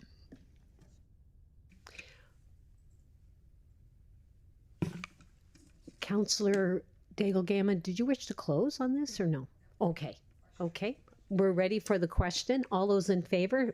Okay, so we need to do 1 and 3 together. All those in favor of items 1 and 3, are they on? Maybe we could put them on the screen, clerk, because we're voting on number 2 separately. So items 1 and 3, all those in favor signify by saying aye or raising your hand. Contrary minded, nay. The motion has carried. Okay, and now we'll vote on item 2, which is direct the Chief Administrative Officer to include funding options for actions contained in the Affordable Housing Strategy in future years, commencing in 27-28, and Business Plan for Council's consideration. All those in favor, raise your hand or signify by saying aye. Contrary minded, nay. The motion has carried. Thank you. And we thank you to Aaron and Dave. Thank you very much. Okay, moving along now to item 13.1.2, Dartmouth Regional Pickleball Facility. And I know we have staff here, Mark Innes. We don't have a presentation, and we do have a motion in the agenda, but I understand that Councillor Saint-Amand is going to bring forward a motion. So maybe...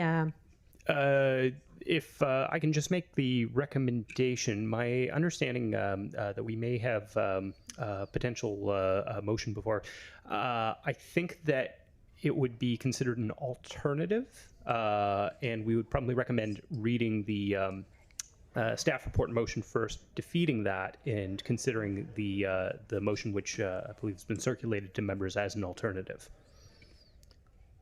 Okay, so could I have Councillor Saint-Amand, would you like to put the first motion on the floor, please? Certainly. Thank you, Madam Chair. That the Community Planning and Economic Development Standing Committee recommend that Halifax Regional Council direct the Chief Administrative Officer to take no further action to establish a regional pickleball facility as such facility is identified within the staff report dated June 9th, 2026. Thank you, Councillor Saint-Amand, and seconded by Councillor Purdy. Okay, I see Councillor Mancini on the board. I'll follow the order if that's okay. Go ahead, Councillor Mancini. Thank you, Madam Chair, and thank you, committee, for allowing me to speak. I'm not part of this committee. Just a little history lesson here, as alluded by one of the speakers. This motion came from a motion from me at Regional Council, and so the speaker, Frank, talked about his pickleball addiction. Well, there's lots of that pickleball addiction, and I must confess I have some of that addiction also, for sure.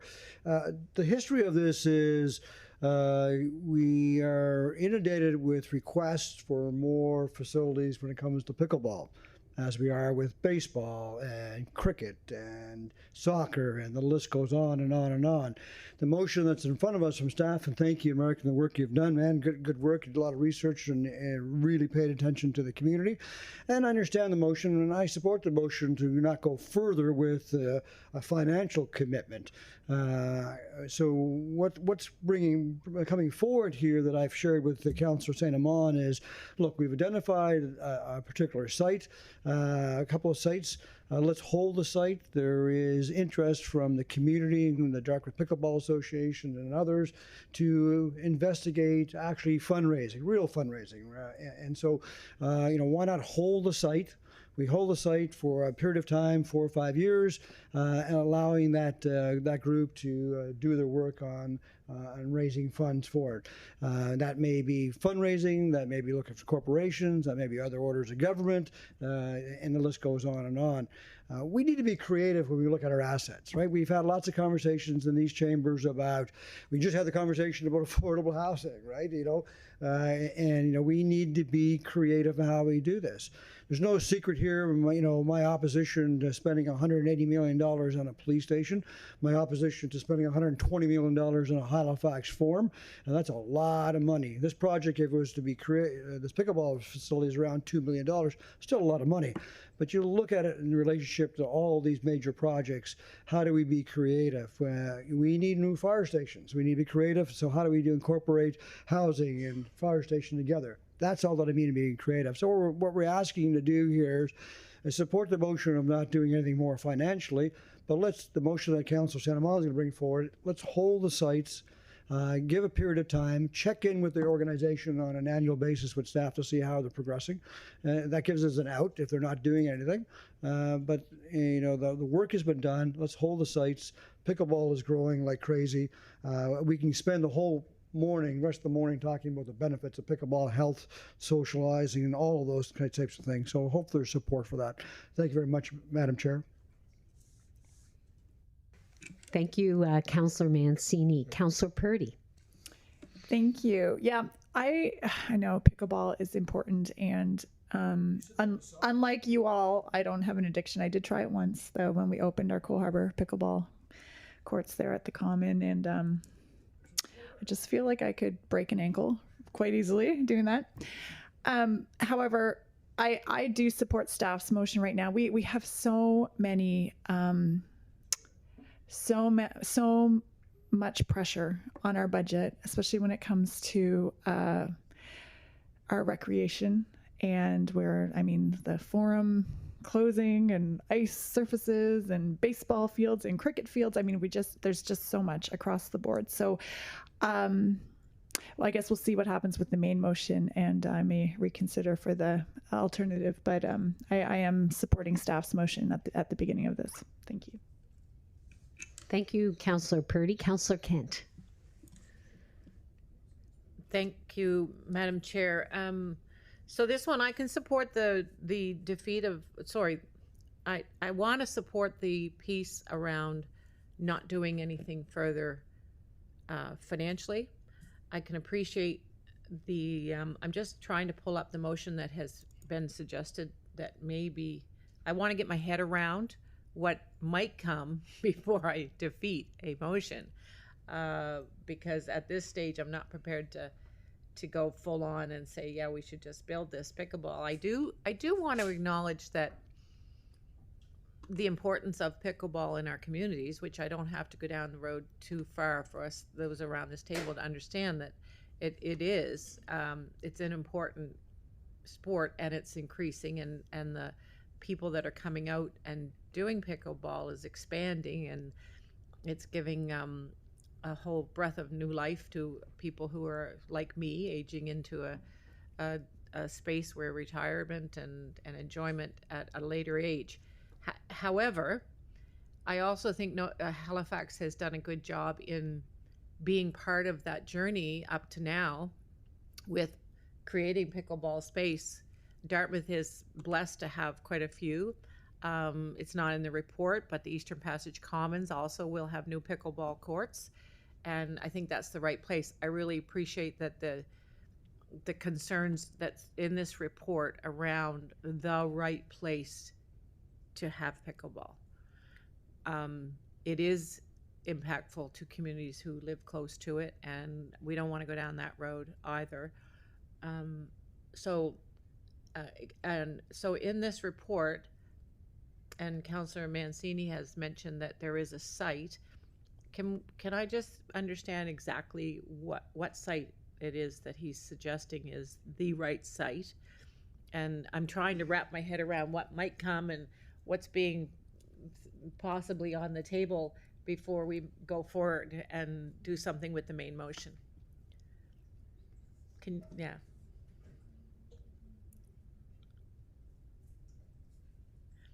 Maybe direct me to it in the report too. Maybank, thank you. Morning, I'm Mark Ennis, a community planner with the Policy and Planning team in Parks and Recreation. Through the chair to the councillor, the two sites in the report identified, one was Maybank Park, it's just north of Micmac Mall, and the other was the Dartmouth Harbour East Recreation Campus in Burnside.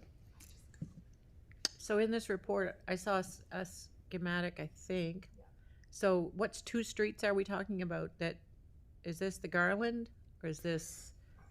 Oh, there it is. There it is off Woodland. Okay, gotcha. All right, good. That's helpful to me. Well, and I have a minute. Sorry, I've been on vacation. I'm trying to get my head around getting back into doing all these finagles. So Simon, it's my understanding you sent that motion out? I just sent it to you too. Okay, good. Hold the location.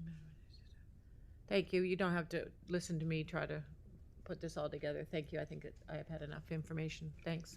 Okay. And you can come back, Councillor Kent. Okay, Vice Chair Saint-Amand.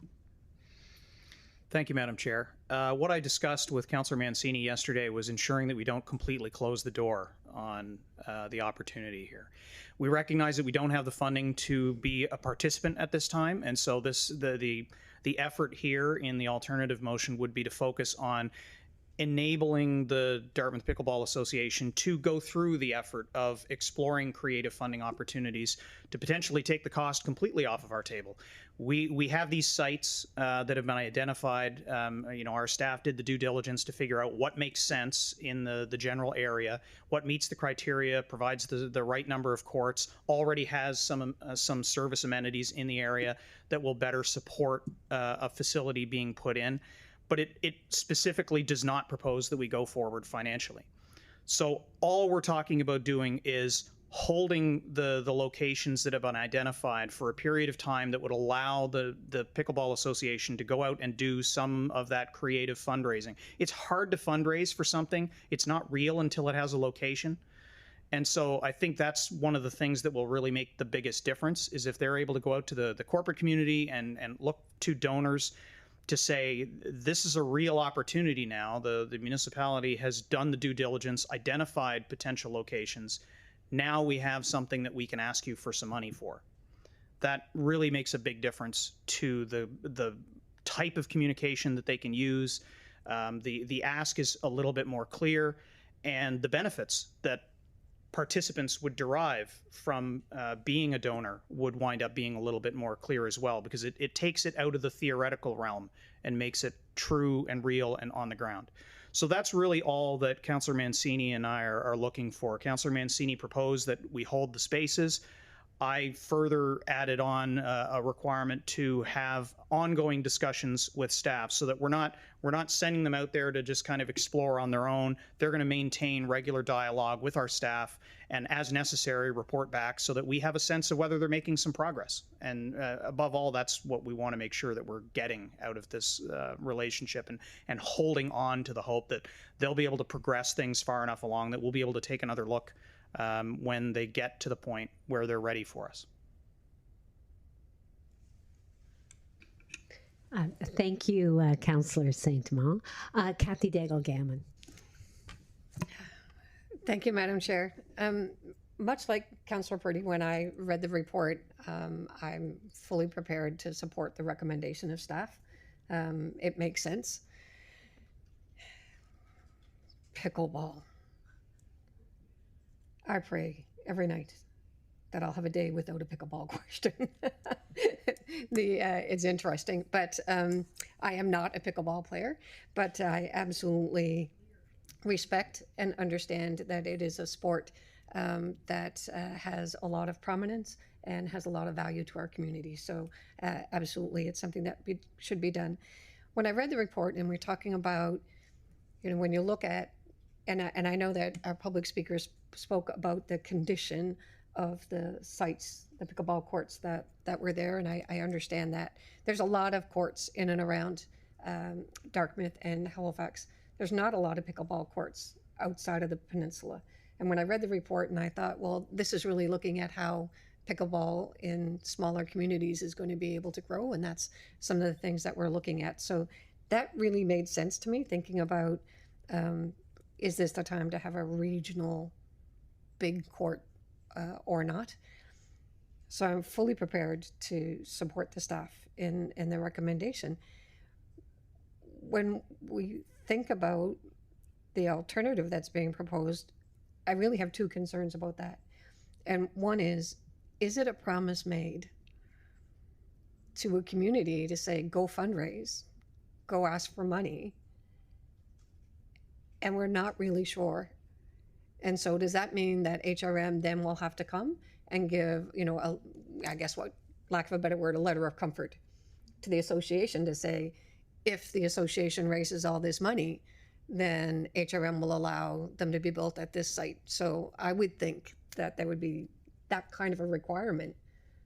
I know that if I was running a business and I was asked for money, I would want to know, if I'm going to make this donation and this commitment, is it actually going to be built? So I wonder about what is the requirement to HRM in terms of a letter of comfort or something of that nature. And then again, even though if it was all built without any HRM funds, once it's built, HRM maintains it. And then is it just courts? Is it washroom facilities? Like, what is all of the other things that would come with building regional courts? Do we have that full story? And at this moment, I don't feel like I've got all of that information yet. So at this point, I think I'm still ready to support this staff motion. If it fails, if it passes fine, then we might come back with something else that has a little bit more detail in it. If the motion doesn't fail as presented and you come up with an alternative, I think those concerns are still concerns that I would have, and I would want to know how they get answered. So that's the position I have at the moment. Thank you very much. Thank you, Councillor Daigle Gammon. Councillor White. Thank you, Chair. I'm going to speak in support of this staff motion. I'm not on this committee, but I remember when this motion came, I think it was pretty early in our time, and I felt a little bit uncomfortable. I think I supported it, but just giving staff direction to I fully agree we need more pickleball everywhere, and a regional thing may make sense. But we gave specific direction to look and find one in Dartmouth. So that doesn't, I don't feel, maybe staff could speak to it if there's other places that may have been better for a regional facility. I followed up and asked, how many courts do we have in Halifax, like the old city of Halifax? And it's a total of 9. Only one of them's an actual pickleball court. Like, we're short everywhere, and I'm just uncomfortable with the regional placement for Dartmouth. And the other thing was, I was asking, do we have a strategy of where, how short we are for pickleball and where that all should go? So I would love for staff maybe to share some of what was shared with me about what's coming later for showing us what we need for pickleball across HRM.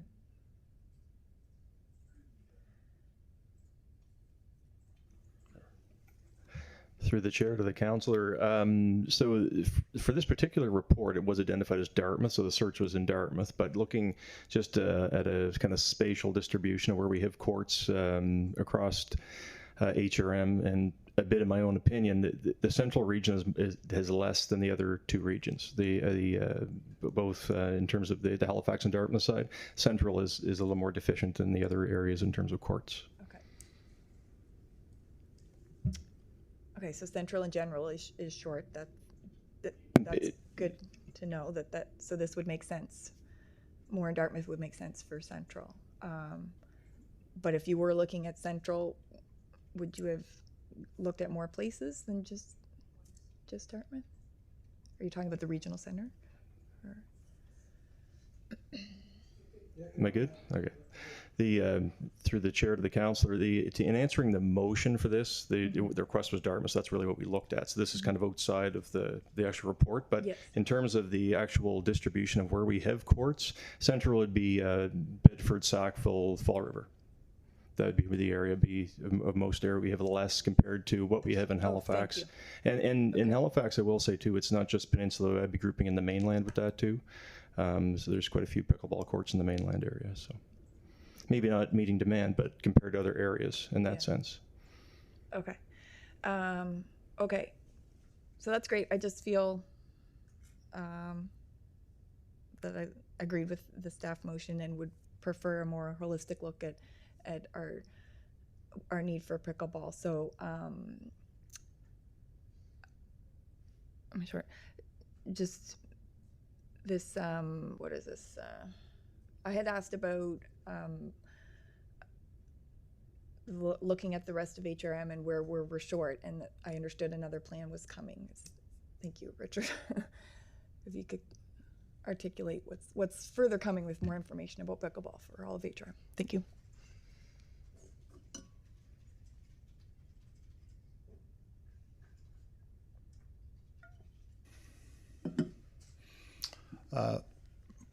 Madam Chair, Richard Harvey, Manager of Policy and Planning. I would provide this context to the committee. This isn't a situation where we have financial resources and we're making a decision about where to place one of these items. What this report sets out is that we do not have the financial resources in which to realize this. And I think one of the councillors said it quite well, given competing priorities, which, seem to be very high for a variety of different things. So what this does is it sets out that there are prospective locations in the Dartmouth area, and it simply says that the municipality, in light of its larger capital plans, multi-year capital plans, doesn't have the resources at this particular point. If those were to change, then there is an opportunity in Dartmouth. I would say that the same circumstances, although not highlighted in this staff report, present themselves in other areas of the municipality. So we had, at one particular point in time, brought forward a staff report outlining situations in Halifax, and outlined from a staff perspective that a deficiency in courts that could have been on the Halifax side of things could have been realized and can still be realized on Mainland Common. If the circumstances present themselves in any one of our communities by which either our financial resources are in a different situation or groups are coming and looking and making partnerships, we can assure you that we would bring those proposals forward to the committee and to regional council. Again, but that's not our issue at this point. Our issue really is the financial resources or the ability to partnership. But what this report does is it sets the stage that should that opportunity arise in Dartmouth, here are locations that can be followed. So I hope that helps just set some context over the matter.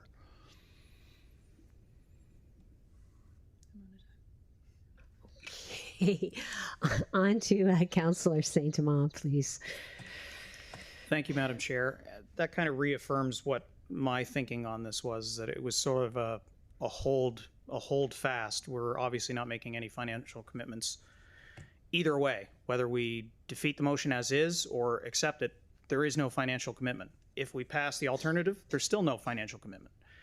The effort here is to just avoid having the project completely dead in the water versus have it continue to progress with discussions with staff and afford the Dartmouth Pickleball Association an opportunity to come back with a more robust proposal that has some reality connected to it, because we've gone through the effort to identify places that we think municipally we would support something like this going. This is a project that would now then be championed by a community-led group and not come from the municipality. So that, I think that's really all that Councillor Mancini is looking for, and that felt reasonable to me. And that's the reason that I put together the alternative that you've all got in your email. So I would hope that you would consider that as, rather than just put the brakes on any kind of expansion of pickleball opportunities on the basis of this report, keep an open mind and look at the opportunity to have a community-led organization champion the idea and come back to us with a proposal that'll be a little bit more real because it's got some locations associated with it. And they probably wouldn't be able to come up with a proposal like that if they didn't. Thank you. Councillor Mancini. Thank you, Madam Chair. So, we are talking about, I agree that we don't have the monies, so I agree with the staff's original recommendation. And that was never my intent to ask council or use taxpayer monies to build this facility because of our current situation. We've got lots of examples where community groups have stepped up when it comes to recreation facilities. Rugby, baseball is a good example. We have a lot of baseball fields that are past their time. The discussion that's going on in the Dartmouth Commons right now, and baseball and cricket. We've seen the great success in Councillor Dale Gammon's area recently with baseball and the Jays Foundation. And, a lot of that was pushed by or driven by community groups. We see the Jays Foundation again is going to be hopefully part of the Dartmouth Commons situation again, allowing more and more baseball, led by community groups. So all we're asking is we've identified the area, we agree there's a need. Councillor Dale Gammon asked about what else does it include. Well, we don't know that yet. I mean, that's why let's hold the facility. Let's allow a community group to do the work. We have some early designs, and does it include anything else? I think it was proposed $2 million to actually create this facility. What else does it include? We have a community group that's interested in proceeding. Why would we interfere with that? Let's support that, because if we go our normal route, we could even add this to the list of capital projects. I'll be long gone before it shows up. Most of us in this room will be long gone. Same deal when I reference fire stations, and the list goes on and on, other community centers. Our normal approach added to the list, and hopefully someday we'll get to it. So that's not going to work.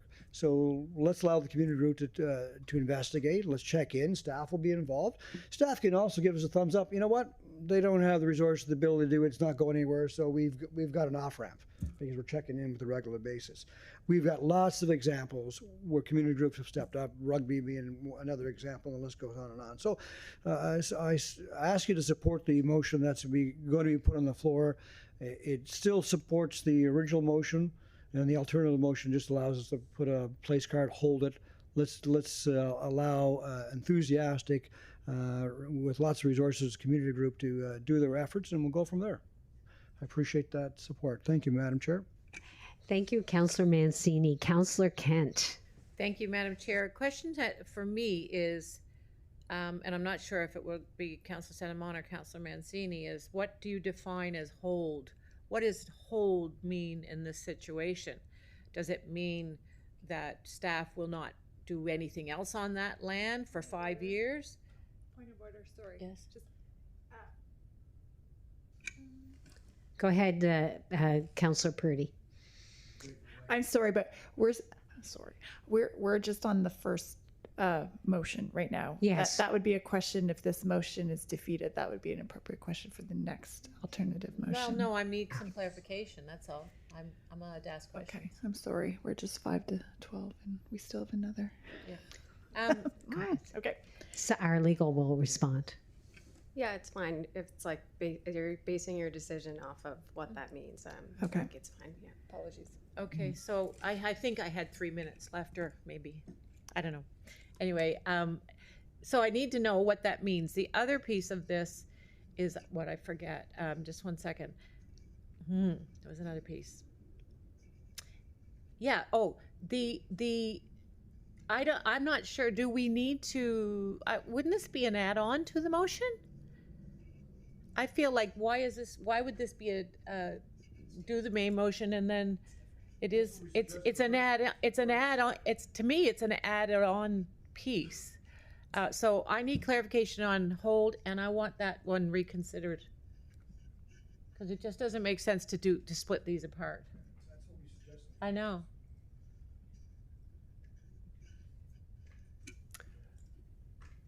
I believe that my reading, I'm sorry, this is the call as clerk, I think, that made sense at the time was that where there's a potential change that is different from the staff recommendation, it's not additive, it actually chooses a different direction, that it would be considered an alternative. I can turn to legal and our director to see if they have any other thoughts. Having said that, we can pause and defer this matter if there is a need for further discussion. Yeah, so the motion, the alternative that was proposed is in opposition to the main motion. Oh, sorry. It is, yeah, because it's the main motion is to not proceed, and then this is an action of holding and still engaging. So it's opposition. And what does hold mean? I think we should have staff speak to that, Councillor Mancini. But it was, yeah. So I don't know if staff can answer Councillor Kent's question. What difference does it make between adopting the motion as suggests the motion put forward by staff versus the holding motion? So what different direction are you getting when you went? Yeah. So maybe, I don't know if Richard or Mark will come forward. Okay.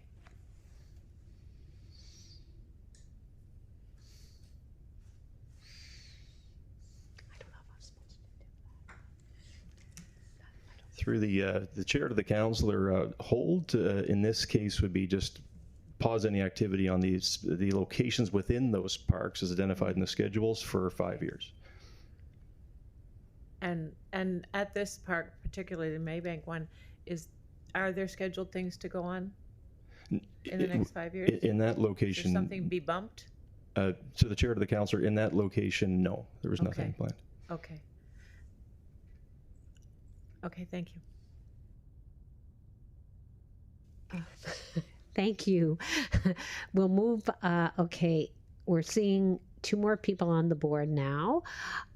We are coming dangerously close to the noon deadline. Could I have a motion to extend? Thank you, Councillor Kent, and seconded by Vice Chair Saint-Amand.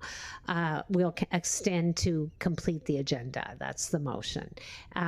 Councillor, okay, we had a motion to extend.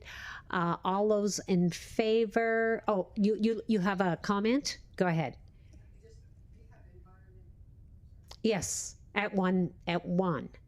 Yes. Yes, thank you. Okay, all those in favor of extending the meeting until 12:30, we'll say that. Please raise your hand or signify by saying aye. Contrary minded, nay. The motion has carried.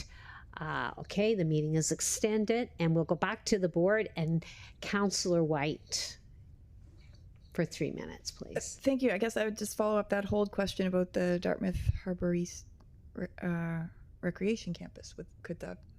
Is there plans for that, or it's just starting to feel like this alternate motion doesn't change anything anyway. Through the chair to the councillor, the Dartmouth Harbour East Recreation Campus, the portion of that site, which is very large, we kind of earmarked at the time for pickleball, is in the northeast corner where there's actually no activity at the moment at all. It's a small area that's kind of wedged in between wetland and a Nova Scotia power easement, so the usable land is quite small. We've not used it for anything, but pickleball would fit quite nicely in that space, and so there's nothing projected for that site, that section of the site.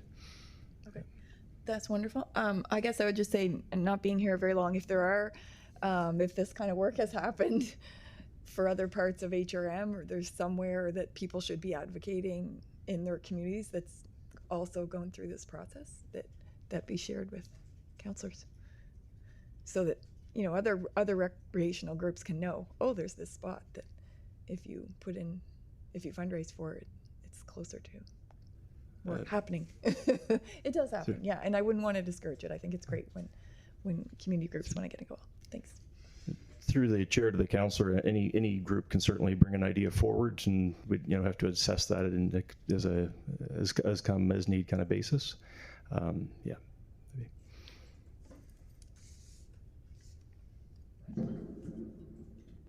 Councillor Daigle-Gammon. Thank you very much, Madam Chair. You might as well stay there. Thank you, and Madam Chair, to Councillor Mancini. My questions, and thank you for giving such compliments to District 1 and the work that we've done with baseball and community groups raising a lot of money and being significant partners, right? And it's because of the journey that Richard Harvey and I have taken that I asked this question so well, because 10 plus years and a community group that's raised money and fundraised and worked with foundations and done such a great piece of work. But the wrinkle in the ointment is what happens, and that's where I'm going back to wanting an answer on. I never want to set up a community group for an expectation that we can't deliver on, and that's where my biggest fear is, and that's what my question is about. If this alternative motion does get approved, I really want to know, is HRM prepared? Do we give a letter of comfort to this association that they can then go forward and do fundraising? And is that a legal question? What is the extent of that? Right? So what is it? And 'cause literally, I just don't want people to leave here thinking, wait, we've got a green light, that it might really just be amber and you might be working a long time.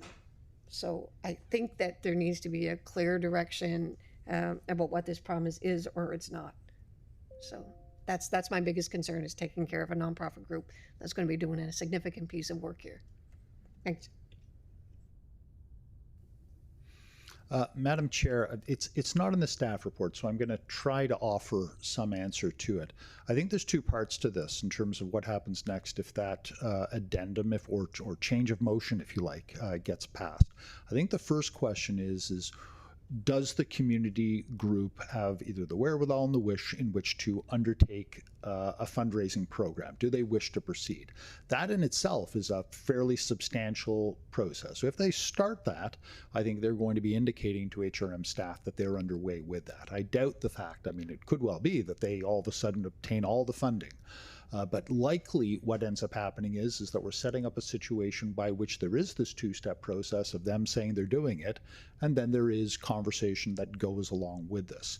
In terms of any financial implications to the municipality at all, those would either appear in a subsequent staff report, which outlines the process and the proposal that the group is underway with, or it appears as part of the budget deliberations that come back towards council. So with the staff report that's in mind, if we started to indicate in our business plans and annual budget presentations that this is going forward, that's how it would be realized. But I think what this is doing is it's setting the stage by which, if a community group wishes to undertake fundraising, this gives them locations in mind by which that can be secured. There's other steps I would suggest that would typically happen thereafter. That's my suggestion relative. Again, this isn't something that's in the staff report, but hearing the conversation, I think that's what I would offer from a staff perspective.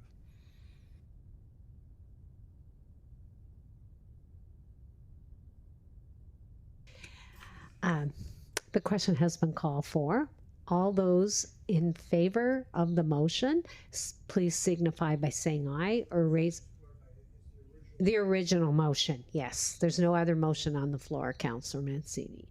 Yes, all those in favor of the original motion, please raise your hand or signify by saying aye. Contrary minded, nay.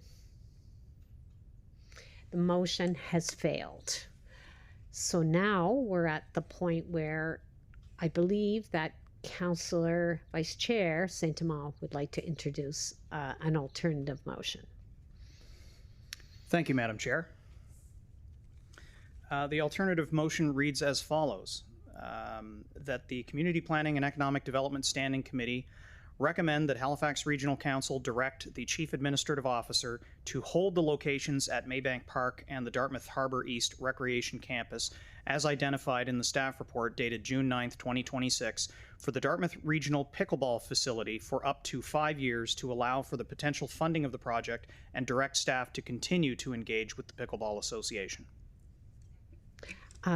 Thank you. Seconded by Councillor Kent. Go ahead, Councillor Saint-Amand. I think you've already spoken. Yeah, on it, but, I think everybody gets the gist. This was really just a matter of ensuring that the brakes weren't hit too hard on progress and giving the Pickleball Association an opportunity to come back to council with a proposal. And that may include not only funding for the facility, but I mean, they could come back with ideas for operating costs as well. We just don't know until we give them the opportunity to go out to community and do some of that hard legwork that will undoubtedly wind up following. Thank you, Vice Chair. Not seeing any other names on the board, we can call for the question. All those in favor signify by saying aye or raising your hand. Contrary minded, nay. The motion has carried. Thank you, Vice Chair, and thank you all. Okay, we will continue to move along to the next item on our agenda, which is 13.1.3 Head Start Tennis Dome, Goresbrook Park. We do have a staff member here, Andy Conrad, to answer questions. To begin, in the interest of time, would someone like to put the motion on the floor? And I know it's in Councillor White's district, but she's not a member of the committee. So go ahead, Vice Chair. I move that the Community Planning and Economic Development Standing Committee recommend that Halifax Regional Council 1. Decline the current proposal for the construction of the Head Start Tennis Dome at this time. 2. Direct staff to undertake community and stakeholder consultation regarding the proposed Head Start Tennis Dome at Goresbrook Park in accordance with the HRM Community Engagement Strategy following approval of Phase 1 of the Goresbrook Park Plan through HRM's capital budget and the subsequent commencement of the project, and 3, direct staff to re-engage with Head Start Tennis following completion of the community and stakeholder consultation set forth in recommendation 2 of the staff report dated July 29th, 2026, and return to the Community Planning and Economic Development Standing Committee with recommendations informed by the consultation results and engagement with Head Start Tennis. Okay. Thank you. Seconded by Councillor Daigle-Gammon. Go ahead, Councillor Saint-Amand. Thank you. I mean, I don't have any questions for staff. I mean, honestly, I thought that the staff report laid out the very logical thought process here. Stage 1 hasn't yet begun, and so we'd be sort of jumping the queue a little bit and getting ahead of ourselves with any commitments on the dome front. And so ensuring that there is an appropriate level of engagement with the community and making sure that we have all of the planning in place before making progress on a commitment makes sense. It's somewhat similar to the discussion that we just had. It's great that in this case we have a community partner that is advocating for an investment in the community and they're leading the charge. We just need to make sure that the supporting infrastructure is in place before we make a commitment on what we wind up doing in Goresbrook Park. And since we already have a plan for Goresbrook Park, let's get started on that first and then worry about subsequent stages. Thank you, Vice Chair. Councillor Purdy. Thank you. So yeah, the report was like staff in the report seemed to indicate that this is something that we want to do as HRM. We've discussed it around this chamber to jump on opportunities where that we have public funding opportunities, and I hate to see us hold back because the order of events, you have to be a little more nimble when these opportunities come up. But having said that, it's also very important to have community input, and that wasn't undertaken yet. So I guess I'm just wondering, when something like this comes forward, and we had the presentation last year, why wouldn't this year have been an opportunity to do the public consultation or the feasibility studies or something, so that there could be a little more information coming forward for us to base a decision on, because if we have to wait for phase one when we have this opportunity right now to jump on a big opportunity, that opportunity may not be available when HRM gets around to saying, okay, it's time now, in the next 10 years or so. So just wondering the logic behind that. And Andy Conrad, Manager of Community Partnerships, through the chair to the councillor. Yeah, the thought was that doing community consultation now with the project not on the 4-year capital plan might make it outdated by the time phase one started. If phase one of the Goresbrook Park plan was in the capital budget, we would have time to do the community engagement during that budget season, and we'd be able to have timely information in the community's current view of how the dome would impact the Goresbrook Park plan.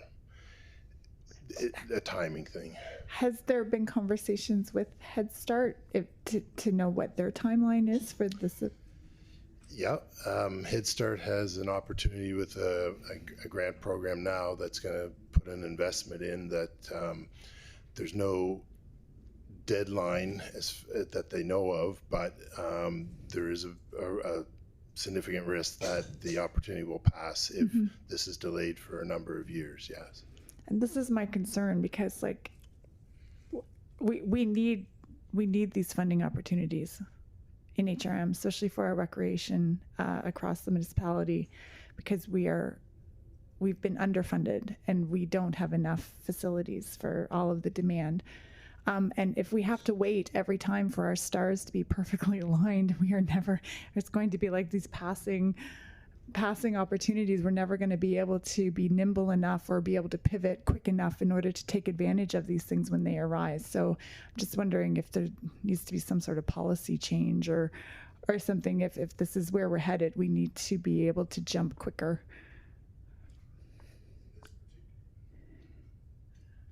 Particular case, we did try to consider the movement of the tennis courts phase 2 of the Goresbrook Park plan. We did try to consider if phase 2 could happen first, but it couldn't, because that's linked to removing a baseball field that has 250 hours. Phase 1 is enhancing a different baseball field that would increase the capacity to offset that loss of hours. So we couldn't flip-flop the phases. Okay. No, I know, I appreciate it. It's complicated, but it's like, darn. Okay. Thank you. Thank you, Councillor Purdy. Councillor White. Thank you, Chair. I've got some questions about the park plan, but could we first just clarify there was a bit of an error in the staff report about risk? In that talking about precedent with regards to doing something with Head Start, but I think we're good to go with doing something with Head Start because we already do. Through the chair to the councillor, correct. There is precedent for doing this. There is many leases in parkland with organizations for recreation facilities. There is a comment in the risk section just noting that the more often we do this, it may lead to more requests, and they're all assessed individually based on the various things that staff look at in the report and bring back. But yes, there is a precedent in that Head Start already has this exact setup in Clayton Park. Okay, thank you. Okay, and then I'll just spill out my other questions. So, questions/comments. So this Goresbrook Park plan was done in 2019, I think consult in 2017, 2018, 2019, the plan in 2020. Now we're 6 years later. We do not have anything in the 4-year capital plan at all, even for phase 1. So my question is when does our park plan, how long does the relevance of that park plan stay? Like, is it still relevant in 2031 and beyond? I have a question about, we need a washroom in Goresbrook Park. I think it's in top 5 that needs a washroom. That's also not budgeted or planned for, and not in the near term. So how does the washroom fit into planning for Goresbrook Park? yeah, I'm just thinking, how will we ever get anywhere if we do, we do these park plans and they're not scheduled at all. And then this is a thought I'm just coming up with today. If we move the tennis courts, are they now too close to homes to play pickleball on? My colleague that's an expert on the strategies is here to answer those questions, but the other point that the resident raised earlier about the noise is another stakeholder that would get engaged during that community engagement. Thank you. Stephen Cushing, landscape architect in Policy and Planning Division of Parks and Recreation. To your question about the relevance of the plan, there's nothing to indicate that the plan is out of date.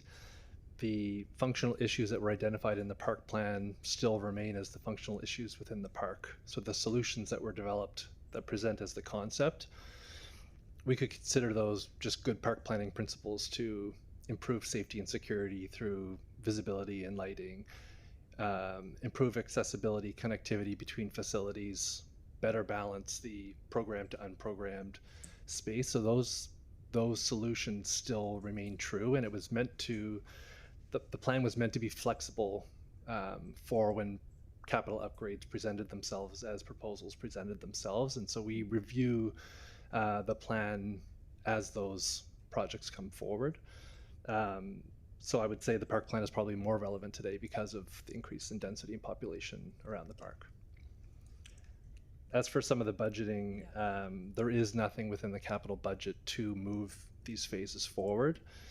The intent of having that washroom in the phase 3 was so space could be opened up within the middle of the park, so we'd have more flexibility for how a washroom may meet that open lawn and the playground, and with the reworked circulation pattern. So if there was a reworking for how those phases could be prioritized, that's something, if there was a will of committee or council, that could be reconfigured and brought forward as well. Okay, I didn't understand that or know that. So the washroom for Goresbrook Park is in phase 3, which is so many years away, but it's also one of the top 5 washroom needs. Yeah, that's okay. And then could anyone speak to that final question of does it, if we continue with the Goresbrook plan as is and we move the tennis courts, are we now eliminating the possibility of playing pickleball in Goresbrook Park because of how close it is to homes? Through you, Chair, moving the tennis courts to the proposed location near the ball hockey court centralizes it within the park, so it actually pushes it away from the residences on Roby Street. I guess so, yeah. There was a pickleball report presented to council that talked about some industry best practices for setbacks. It does push it into that kind of recommended zone for setbacks. I think it's 120 plus meters from some of the adjacent towers on Wellington. But we would have to kind of look at that as we got into some more detailed design, if it would be possible at that location where it's proposed. Okay. Yeah. Thank you very much. Thank you, Councillor White. I'm not seeing any other names on the board. Are we ready for the question? Oh, okay, question has been called for. All those in favor raise their hands or signify by saying aye. Contrary minded, nay. The motion has carried. Okay. Moving on the agenda, we don't have any motions. We don't have any in camera. We don't have any added items. Do any councillors have notices of motion? No notices of motion. The date of our next meeting is September 17. And I'll call for a motion for adjournment. Thank you, Councillor Daigle-Gammon. And the meeting is adjourned at 12:18. Thank you, everyone.